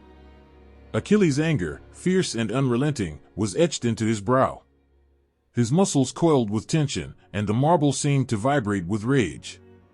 The sculptor had carved not just a hero but the essence of fury itself. At his feet lay Hector, his body limp, yet even in defeat, there was dignity. The scene was raw, a silent scream of what it meant to fight and to fall. Elsewhere, a mosaic shimmered under a beam of light, each tile a fragment of pain or triumph. In its tiny, colorful squares, Paris raised his bow, the string taut with fate, the arrow that would strike Achilles already on its deadly path. Nearby, Helen stood, her beauty almost too much for the eye to bear, but her expression was clouded, guilt, sorrow, love. The ambiguity of her gaze left viewers haunted, as if her eyes held the war itself. The walls of ancient homes bore witness to these moments. Painted vases, passed from hand to hand, told of warriors charging into battle, of gods descending to tip the scales. The figures were stark, their lines clean yet alive with movement. One could feel the clash of shields, hear the wail of Cassandra ignored yet again. The artisans didn't need words, their creations spoke in the universal language of war, love, and loss. Centuries later, the Trojan War found its way into the hands of painters who bathed it in light and shadow. Aeneas fleeing the burning city, his father on his back and his son clutching his hand, became a motif of resilience. Flames roared behind him, their reds and oranges almost consuming the canvas, but Aeneas's face remained steady. The artist's hand revealed not just his survival but the weight of everything he had lost. Andromache cradled her son in a dimly lit chamber, her body shielding him from the horrors beyond the door. Her expression, captured in tender brushstrokes, spoke of love so fierce it defied the inevitability of war. The viewer could almost hear the distant cries of battle, feel the tremble of her hands as she clung to the last shred of her world. The war's brutality and grandeur found a home in modern creations, too. In great halls and quiet studios, the Trojan War was retold, its characters reimagined. Achilles, no longer a godlike figure, was now human, his grief over Patroclus rendered in quiet desperation, his rage softened by the vulnerability of loss. Helen, often seen as the cause of it all, became a figure of complexity, her story told in layers of light and shadow, her beauty no longer her defining trait but her tragedy. In modern films and literature, the war became a canvas for new questions. What does it mean to be a hero? What is the cost of pride? The answers were never simple, just as the war itself was not. Its art was not confined to galleries or museums, but lived on in stories told on screens, in songs sung in quiet moments, and the bold strokes of graffiti on city walls. Yet no depiction ever felt complete. Each artist captured a fragment, a face, a moment, a feeling, but the whole story remained elusive. The Trojan War was too vast, too intricate, to be contained. Its art reflected its chaos, its beauty, its horror. It was a puzzle that could never be solved, and that was its power. In one painting, Cassandra stood alone, her mouth open in a silent scream. Her robes flowed around her, blending into the swirling storm behind her, a tempest of frustration and forewarning. The artist's hands had captured what words could not, the agony of knowing, of seeing the inevitable, and being powerless to stop it. The gods, too, found their place in this tapestry of art. Athena, her spear aloft, her eyes alight with wisdom and wrath. Poseidon, his trident raised, the waves crashing in a fury that mirrored his anger. Zeus, distant yet omnipresent, his gaze heavy with the weight of fate. Each god was larger than life yet tethered to human emotion, their divinity a mirror of our own desires and failings. The Trojan horse, that masterstroke of cunning and destruction, appeared in countless forms. In one, it loomed large against the night sky, its wooden frame bathed in the eerie glow of torchlight. The city gates stood open, welcoming doom with outstretched arms. Soldiers emerged from its belly like specters, their faces hidden, their purpose clear. It was both a marvel and a horror, a testament to human ingenuity and its capacity for deceit. Even in abstraction, the war's essence endured. Modern artists splashed it across canvases in bursts of color and chaos, shapes that hinted at shields, at ships, at flames consuming a city. The lines were jagged, the colors violent, but the emotion was unmistakable. It was war distilled into its purest form, unpredictable, uncontrollable, unforgettable.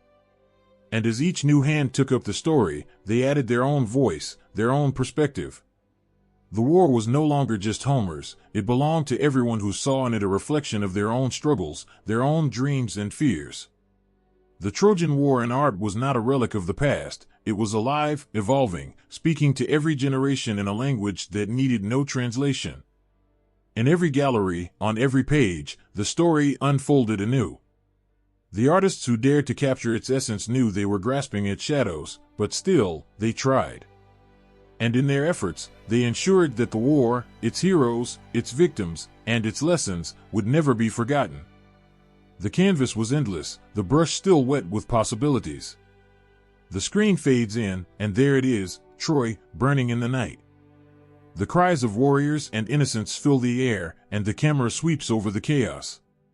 In the midst of the flames, a lone figure stands, silhouetted against the destruction, his face unreadable yet heavy with the weight of destiny.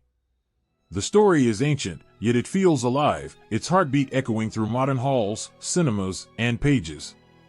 The Trojan War, reborn in our age, grips hearts anew. A novel opens with Helen gazing out at the sea, her fingers tracing the patterns of the waves as they crash against the shore. She wonders, for the 1000th time, if her beauty is a blessing or a curse.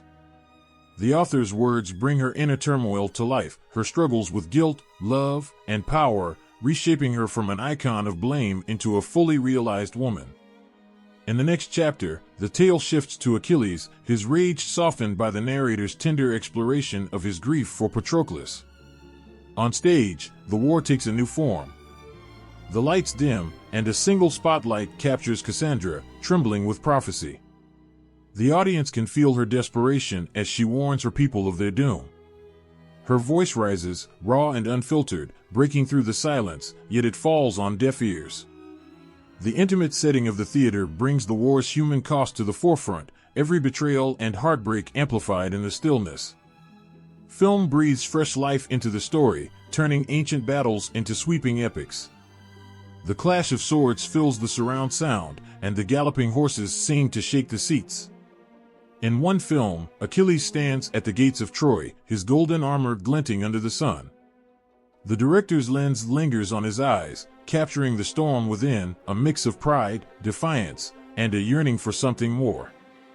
The Trojan horse looms large, its wooden frame a shadow over the city, and as its hidden warriors emerge, the tension is almost unbearable.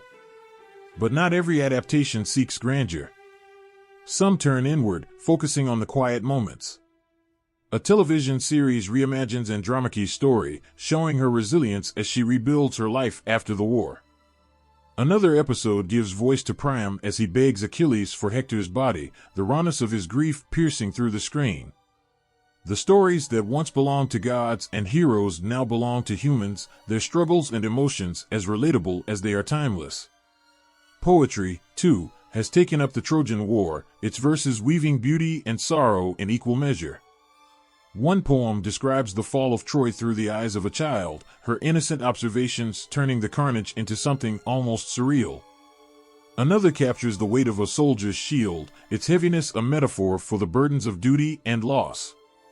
The war even finds its place in unexpected corners of media. Graphic novels bring its scenes to life with vivid illustrations, each frame a masterpiece. Achilles' fight with Hector plays out in bold strokes and vibrant colors, while Helen's sorrow is drawn with soft, muted hues. Video games let players step into the sandals of heroes, making choices that alter the fate of the war, blurring the line between history and imagination. Yet, the most powerful adaptations don't simply retell the story, they question it. They ask why men like Achilles were celebrated for their wrath, why women like Helen were blamed for their beauty, and why the gods seemed to toy with human lives. These retellings hold a mirror to the past and ask what it means for the present. In one novel, Paris isn't just the seducer of Helen, he's a man trapped by expectations, his decision to take her shaped by forces he doesn't fully understand. In another, Odysseus's cunning isn't just admired, it's dissected, revealing the cost of his choices on those left behind. The war becomes a lens through which modern creators explore the complexities of power, gender, and morality. Even now, the Trojan War evolves, its characters slipping into modern settings. Helen is reimagined as a celebrity, her life a whirlwind of paparazzi and public judgment. Achilles becomes a soldier grappling with PTSD, his story a haunting reflection of the scars left by war. The gods are no longer figures of worship but metaphors for the unseen forces, fate, luck, power, that shape our lives. As these adaptations continue to emerge, they remind us that the Trojan War is far from over. It lives on, not just in ancient ruins and dusty tomes, but in the stories we tell and retell, and the ways we make sense of heroism, sacrifice, and love.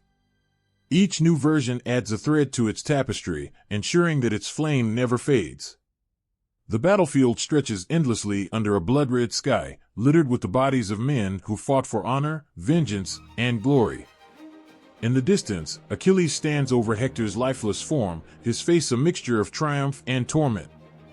The moment is electric, charged with the weight of humanity's oldest questions: why do we fight, and what does it cost us? The Iliad doesn't shy away from the brutality of conflict. It lays bare the savagery of war, the crushed bones, the cries of the wounded, the rivers that run red.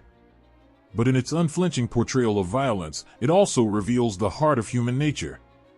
Men go to war not just for survival, but for pride, legacy, and a thirst for recognition that outlives them. The wrath of Achilles, the spark that ignites the story, burns through its pages as a testament to the destructive power of unchecked emotion. Yet, beneath the chaos lies an aching vulnerability. When Achilles mourns Patroclus, the greatest warrior is reduced to a grieving friend, his invincibility stripped away by loss. His cries pierce the heavens, raw and uncontainable, a reminder that even the strongest hearts can break. The Iliad shows us that beneath the armor, every warrior is human, fragile, afraid, and desperate for connection. Priam's journey to Achilles' tent is one of the most haunting scenes of all.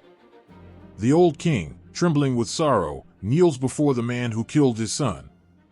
He clasps Achilles' hands, those hands stained with Hector's blood, and begs for the body of his child. In that moment, the walls of hatred crumble.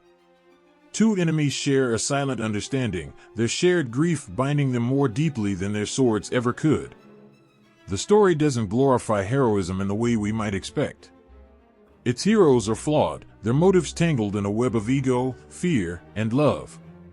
Achilles, the mightiest of them all, is driven as much by anger as by valor. Hector, the defender of Troy, fights not just for his people, but for his pride and his family's honor.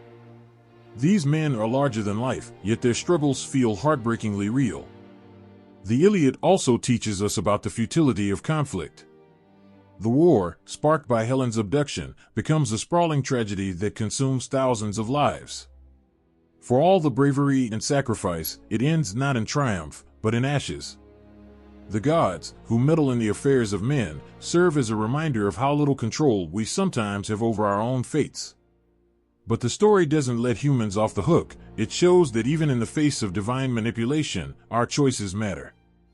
Amid the carnage, moments of tenderness shine like stars in the night. Hector's farewell to Andromache is one such moment. As he holds his infant son, he prays not for power or wealth, but for the boy to be a better man than he ever was. It's a fleeting scene, but its warmth lingers, a reminder that love endures even in the darkest times. The Iliad forces us to confront uncomfortable truths about ourselves. It shows how easily pride can spiral into destruction, how vengeance can consume us, and how the desire for glory can blind us to the cost of our actions. But it also celebrates resilience, compassion, and the bonds that make us human. The lessons of the Iliad aren't confined to the past. They echo in every conflict, every struggle for power, every moment of loss.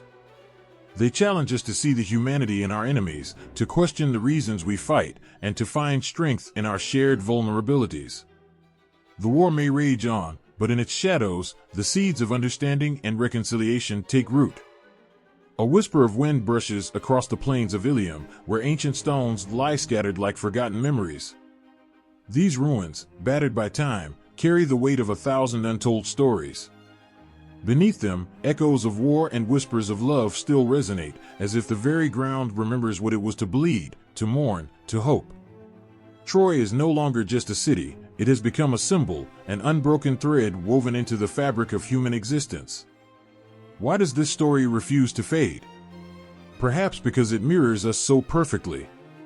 The bravery, the cruelty, the passion, the mistakes, we see ourselves in its heroes and its villains, in their triumphs and their tragedies. Achilles, with his unyielding pride, reminds us of how often strength can be a mask for insecurity. Hector, standing at Troy's gates, becomes the everyman who carries the weight of his family's dreams on his shoulders. And Helen, was she a victim of circumstance or the architect of her own fate? Her name has become synonymous with beauty and destruction, a reminder that allure and power can often lead to ruin. These characters breathe life into Troy, making it more than myth, more than history. They are us, fragile and fierce, flawed and striving. The story of Troy endures because it forces us to confront the uncomfortable truths of our existence. It's a mirror held up to humanity, showing the cyclical nature of our triumphs and failures. Every battle fought on Troy's blood-soaked plains echoes through history, the wars fought for resources, pride, revenge, or love. The story of the wooden horse is not just a tale of cunning strategy, it's a warning about how easily trust can be exploited, how the seeds of betrayal are often sown in our blindest moments. There's a timelessness to the pain of Troy. Priam's grief as he kneels before Achilles, begging for his son's body, transcends the centuries. Every parent who has mourned, every heart that has broken under the weight of loss, finds an echo in his trembling voice. And yet, even in his sorrow, there is resilience, a quiet testament to the unyielding nature of love, even in the face of unimaginable suffering. Troy's legacy isn't just one of destruction. It's also about the hope that rises from the ashes. Aeneas, cradling his son and carrying his father, becomes a beacon for what might come after despair. The flames that consume Troy may be devastating, but they also light the way for new beginnings. In Aeneas's escape, we find the promise of Rome, of civilization rebuilt, of the indomitable will to endure.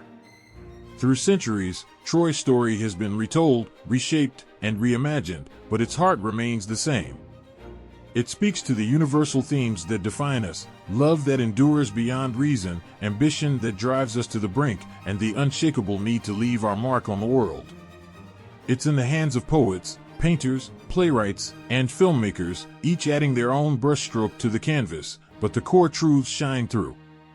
The beauty of Troy's legacy lies in its duality. It is both a cautionary tale and an inspiration. It warns us of the cost of hubris, the dangers of unchecked passion, and the fragility of peace. But it also celebrates the resilience of the human spirit, the power of love to heal, and the unyielding hope that even in the darkest moments, a spark of light can endure. And so, the stones of Ilium remain, a silent testament to a story that refuses to be forgotten.